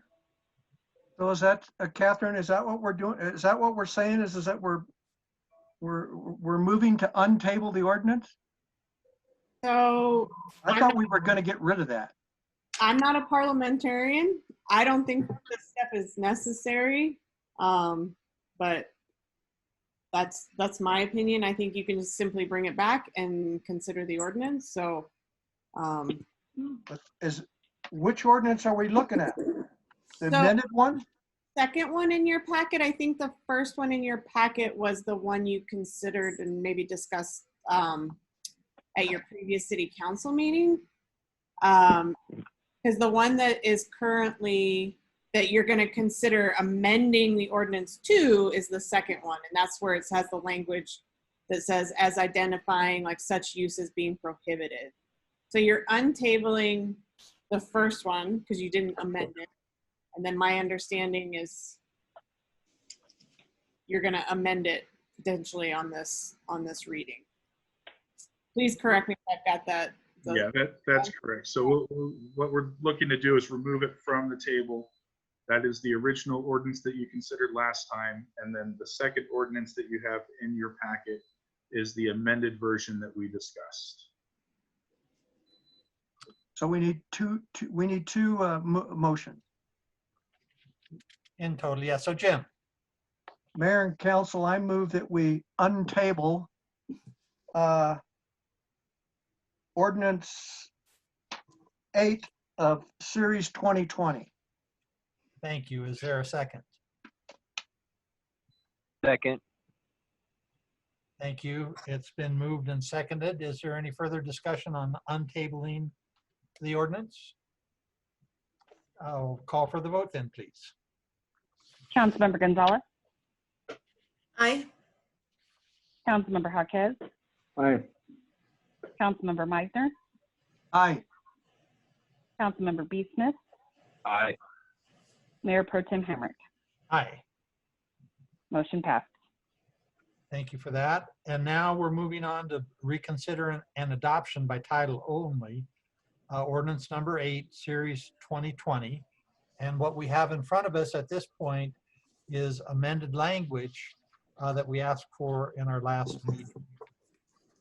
And so, Mr. Administrator, you want to report to us? So yeah, so the amended language that we have before you would prohibit horses within city parks unless otherwise marked, and it would allow horseback riding on trails unless otherwise prohibited.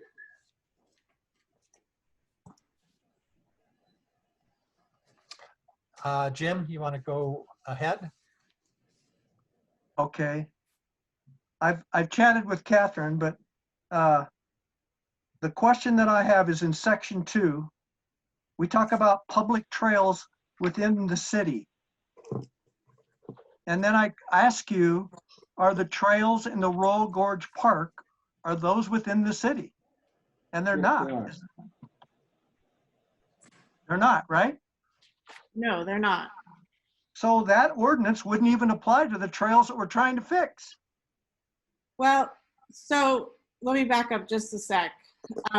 So the way that you're code is divided between these two sections. So one section's about city parks, and that includes any park owned or operated by the city, regardless of where its location is. And then you have this public trail section that applies to trails within the city. At some point down the road, when we have a lot of free time, we can fix all of that.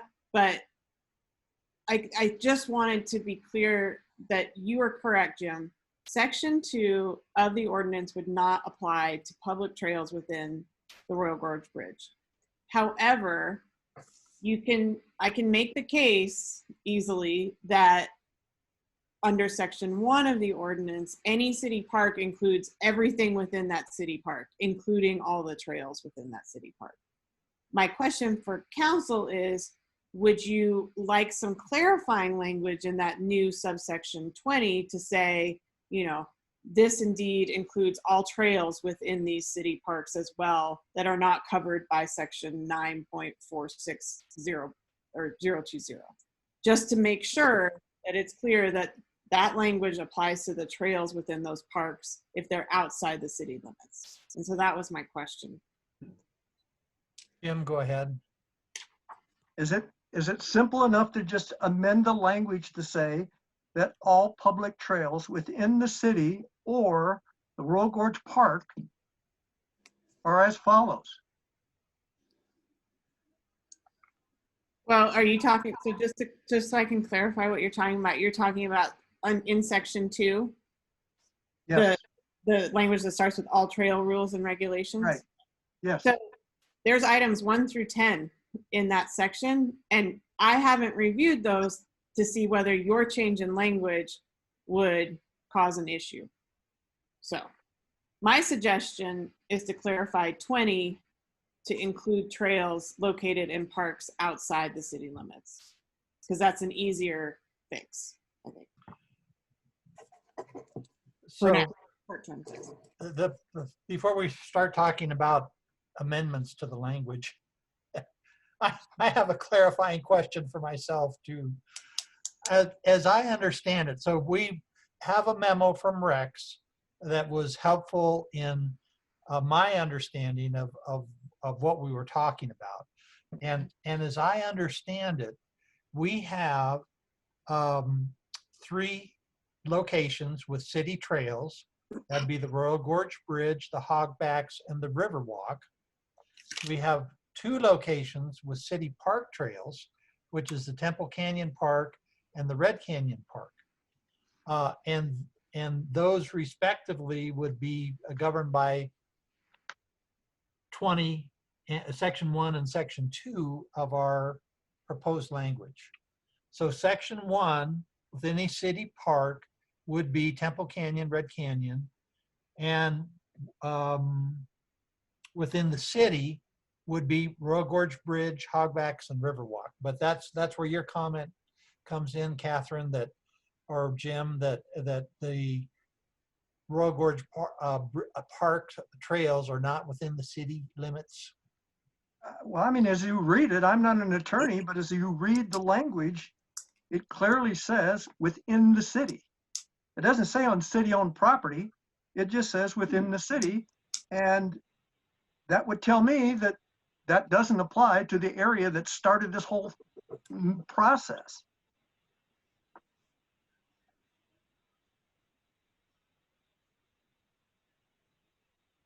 I mean, I'm back to the point that the concern was the trails up in the Royal Gorge Park. Why can't we identify that as the area we want to protect and leave everything else alone?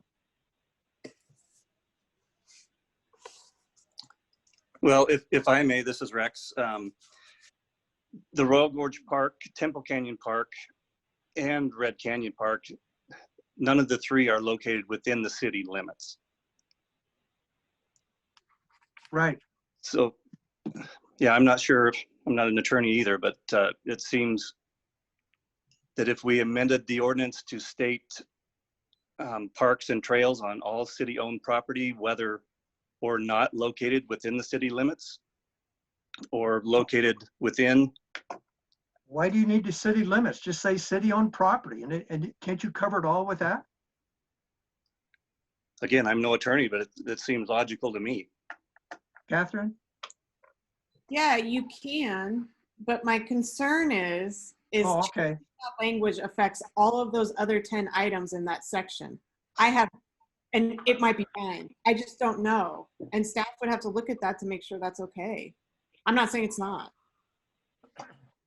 But I guess going back to what I said earlier is if we make the change in 20 to say that 20 includes the trails within the city parks, you've achieved your goal without affecting other subsections of the code. I'm not sure I understand that. Say that again. Okay, so in section 20, so section 1, subsection 20, it says lead or ride any horse, okay? So those are rules for it to be, it's unlawful in any city park. So that's any city park, right? So if you say lead or ride a horse or any other hoofed animal in areas designated and posted as identifying such use as being prohibited, this section, this would be my additional language, this subsection shall apply to all trails within city parks located outside the city limit. And then you've looped in all those trails. Mayor Pro Tem? Sure, Jim. So is the Royal Gorge Park, how many acres is that, Rex? 5,000 total. Is that whole 5,000 acres considered a city park? Yes, the entire thing is a city park with the 500 acres leased to the bridge company. I can take that. I mean, I think that addresses what I wanted from a standpoint of one, we're saying that those trails in all of those city parks are open to any, not any, but are open to horses unless posted otherwise. Is that not what we would say? I can buy that. And then what do? We just scratch number 11?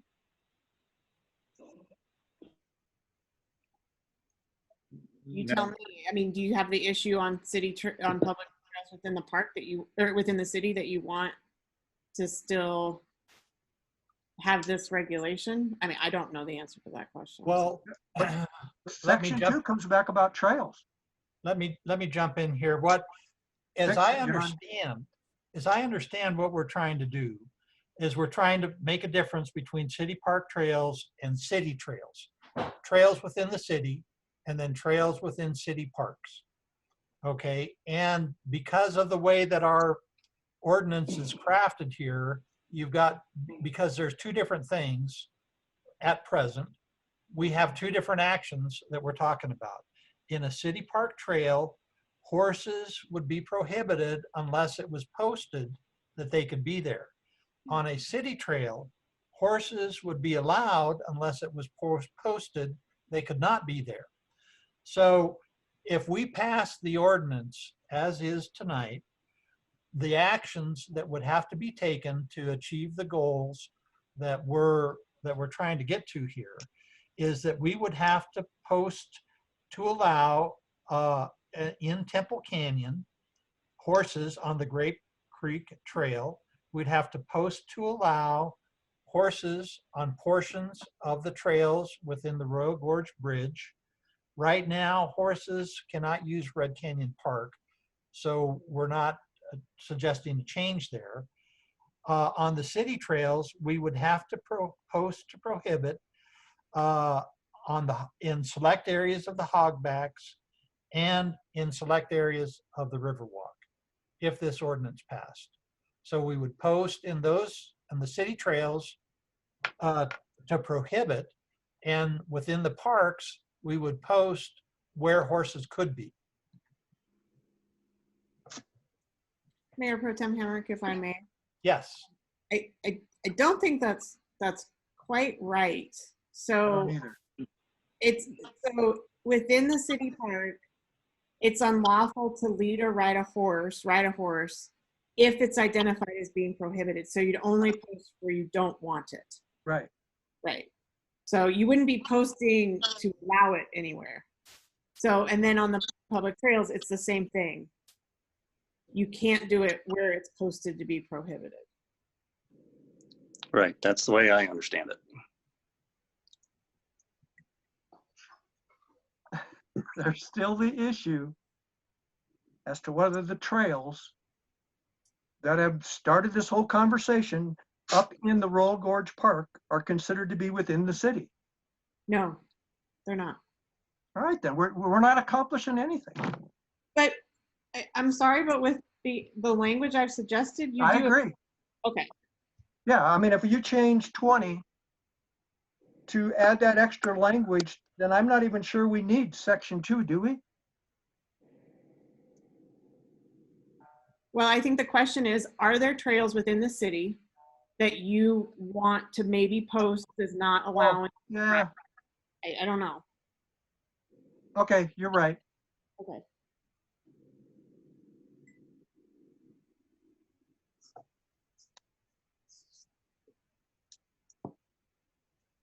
John, Yes, Frank. I'm going to make a motion that we pass ordinance number 8 of series 2020 on this is second reading, right? Correct. Yes. Okay. Okay, on second reading. Do I hear a second? Was that as amended or the first motion or the first revision? The last provision that you gave us, I don't know when it's dated, but on that one. The one after the first time when we messed it up and brought it back. Okay? Okay, do I have a second?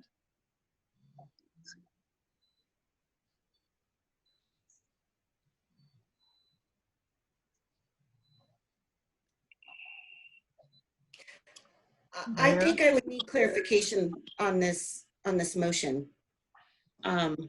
Before I second. His motion is to accept that second ordinance as it's written in your book. Okay. And so do I have a second? Hearing none, the motion fails. Jim. Mayor and council. Catherine, can we amend this motion before we bring it up, or can we amend it after? Which is the best? You mean the ordinance? The motion failed. Your motion failed. I would, if you want a motion to approve the second version with my additional language, you can make that motion that way. Can you read that to us again? Sure. So this would be added to subsection 20 in the revised ordinance. And it would be a second sentence that would say, this subsection shall also apply to all trails within city parks located outside the city boundaries. Councilman Meisner, before you make that motion, I do want to point out that you have a hand up from the public.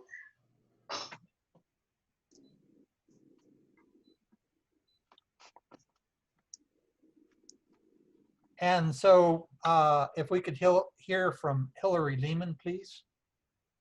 Hi, Council.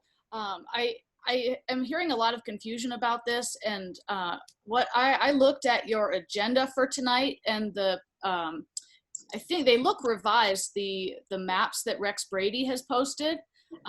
My concern, the way you're looking to rewrite this ordinance, this subsection shall also apply to all trails and city parks, is that going to be for existing trails and parks? Because he's got on here for Royal Gorge Bridge and Park that there would be future trails on the south rim of Royal Gorge Park that can be designated and posted as open to horse or hoof uses. So my concern with that rewording is that you're basically going to not allow horses anywhere on any city parks or trails. No, because it says as designated. Is that not correct? It's not super clear to me from this conversation, but if you have a good way of wording that so that it says North Rim trails or existing trails, that might be a better way to put it. So it does say as designated in right. the ordinance, so we could post it as being allowed once those trails. Could I add one small point? You have in the subsection, you say regarding, well, sorry, I don't have it right in front of me, but subsection B in your municipal code, I'd like to make sure that it said that you add in number 20 in subsection B, this new ordinance, so that the authority to issue certain permits is still maintained if there were any equestrian groups that wanted to at least attempt to have a permit. We're not changing that, right? Catherine? No, we're not. I mean, that information would remain there. I'm saying to add it. Nothing would, because you said except as provided in subsection B, and it lists number 2, 3, 11, and a couple other numbers, but it doesn't list 20. So if you adopt number 20, I would ask that you add 20 into subsection B of section 9444060. Isn't that what we're doing, Catherine?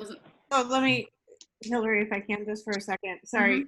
So I think I know what you're trying to say. So subsection B of that city park section allows for permitting for specific activities. And what Hillary's referring to is there's a bunch of subsections listed there. And I think what she's asking is that if we add this language in subsection 20 in subsection A, sorry, too many subsections, she also would like to see it in B so they could request a permit to, I guess, ride on prohibited trails. And I think I just need to clarify, like, the riding on the trails is allowed unless there's a sign that says it isn't. So this ordinance does not suddenly prohibit riding. It would have to be posted to prohibit it. So I'm not sure the change in B is necessary because it's going to be allowed unless prohibited.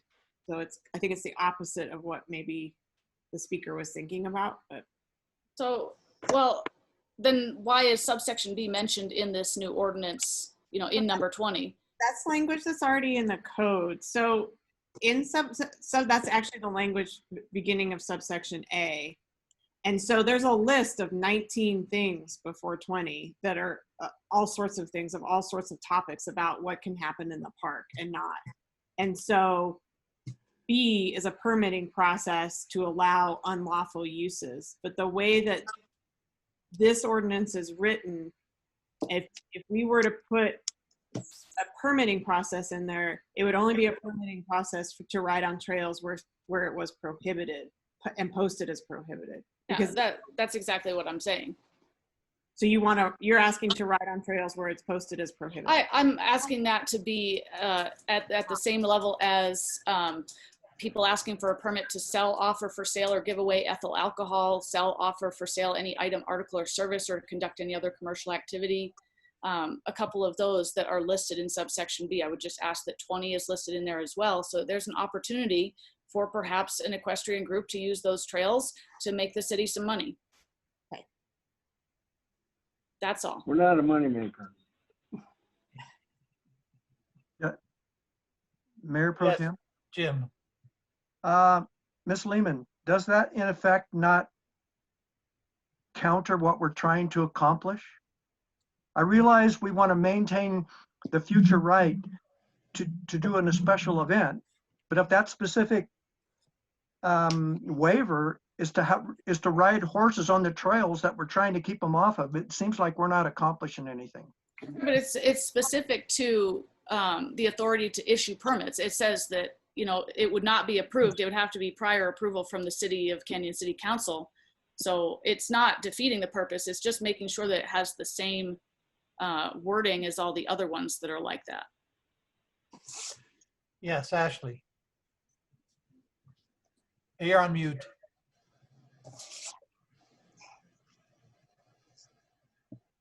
I believe the intention of having exceptions at the Royal Gorge Park was exceptions to have cattle grazing, particularly in times where we may need to have the grazing cut down on some of the vegetation that may be growing at the Royal Gorge Park. And I will agree with Jim Meisner that it would be counterintuitive to allow that permitting for that. But with the amendment that I'm assuming Jim will be proposing to this ordinance, I think that's really great, and I support that. And also keep in mind if there are any other future trails built, such as at the North Rim, that our future task force of multi-user trail group users will make that decision on who uses those trails, and the horse group will have an opportunity to help give that advisement at that time.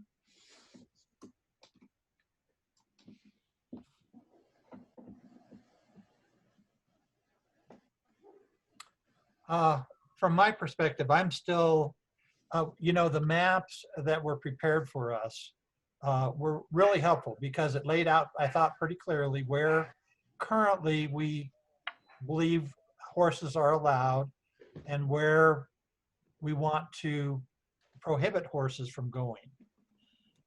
And it's just so,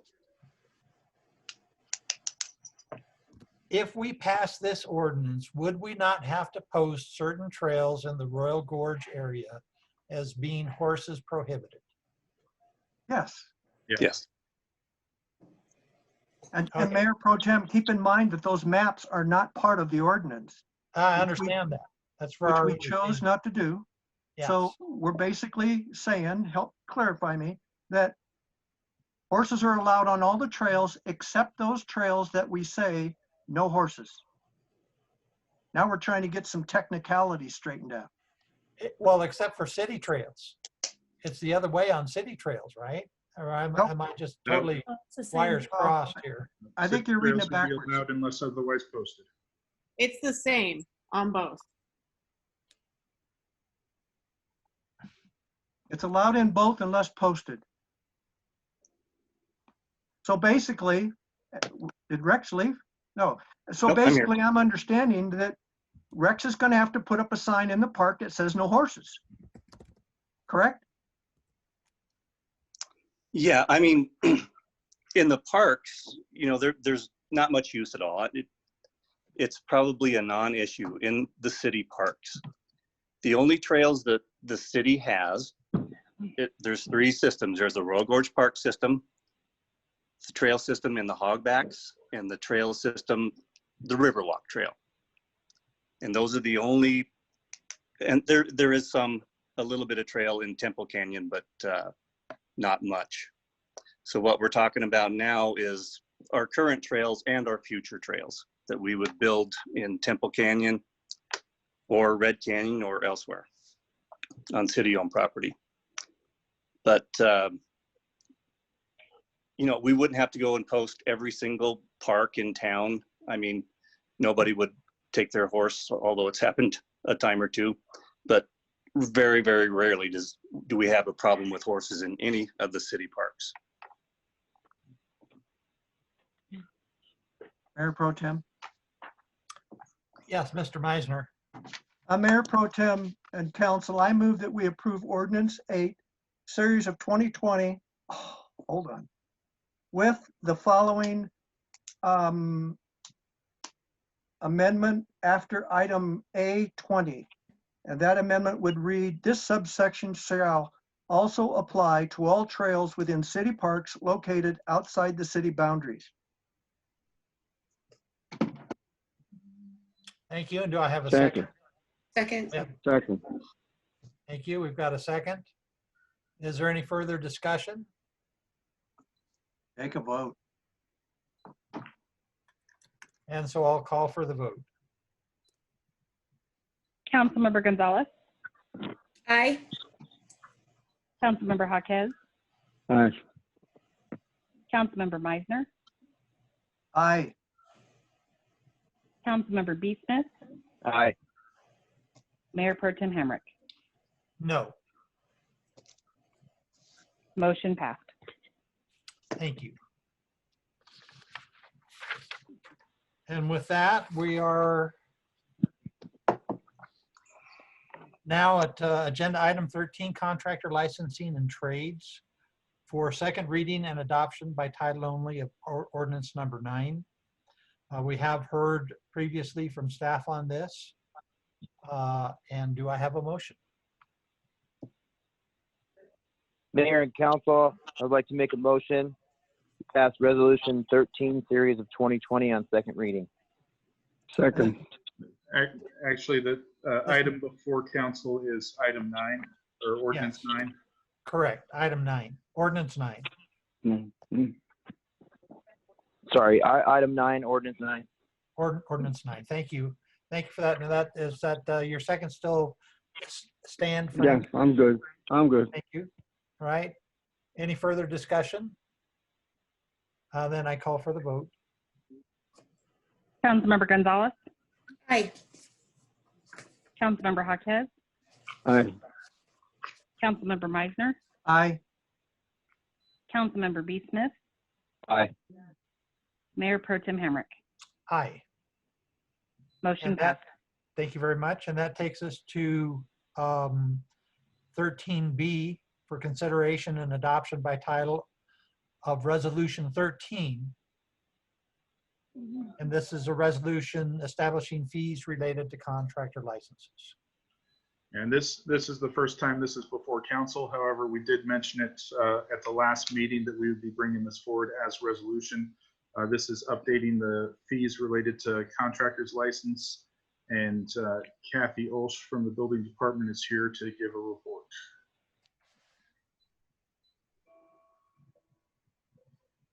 John, if I can interrupt real quick, I need to leave the meeting now. I got to take care of some of my wife's medical needs, okay? Sorry. Thank you very much, Frank.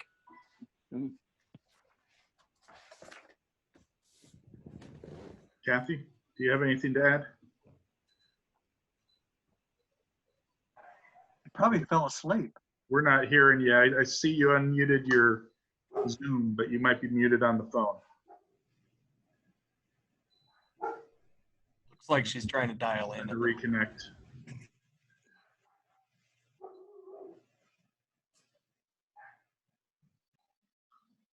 Well, it looks like Zoom technical difficulties hit again. Are there any questions from council regarding the fee schedule or the resolution?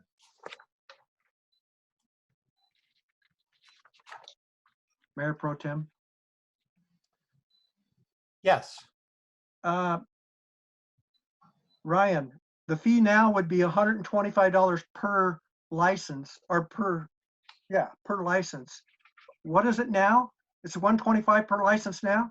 That's $100, but the limited licenses, they can only have the one. Right. So, correct. Okay. So, there is a increase in the fee by $25. But if you're a general contractor, you're just doing one. Correct. I'm sorry, I lost connection. Was there questions? We answered them. Okay. Thank you. Jim. Mayor and council, I move that we approve resolution 13 of series 2020. Thank you, Jim. We have a motion and a second. Is there any further discussion on that? Then I call for the vote. Councilmember Gonzalez, Aye. Councilmember Jaquez. Oh, sorry, he's absent. Councilmember Meisner, Aye. Councilmember B. Smith, Aye. Mayor Pro Tem Hamrick. Aye.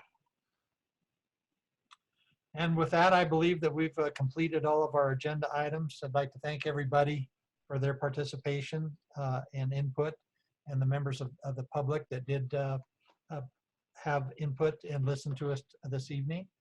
And with that, we're adjourned.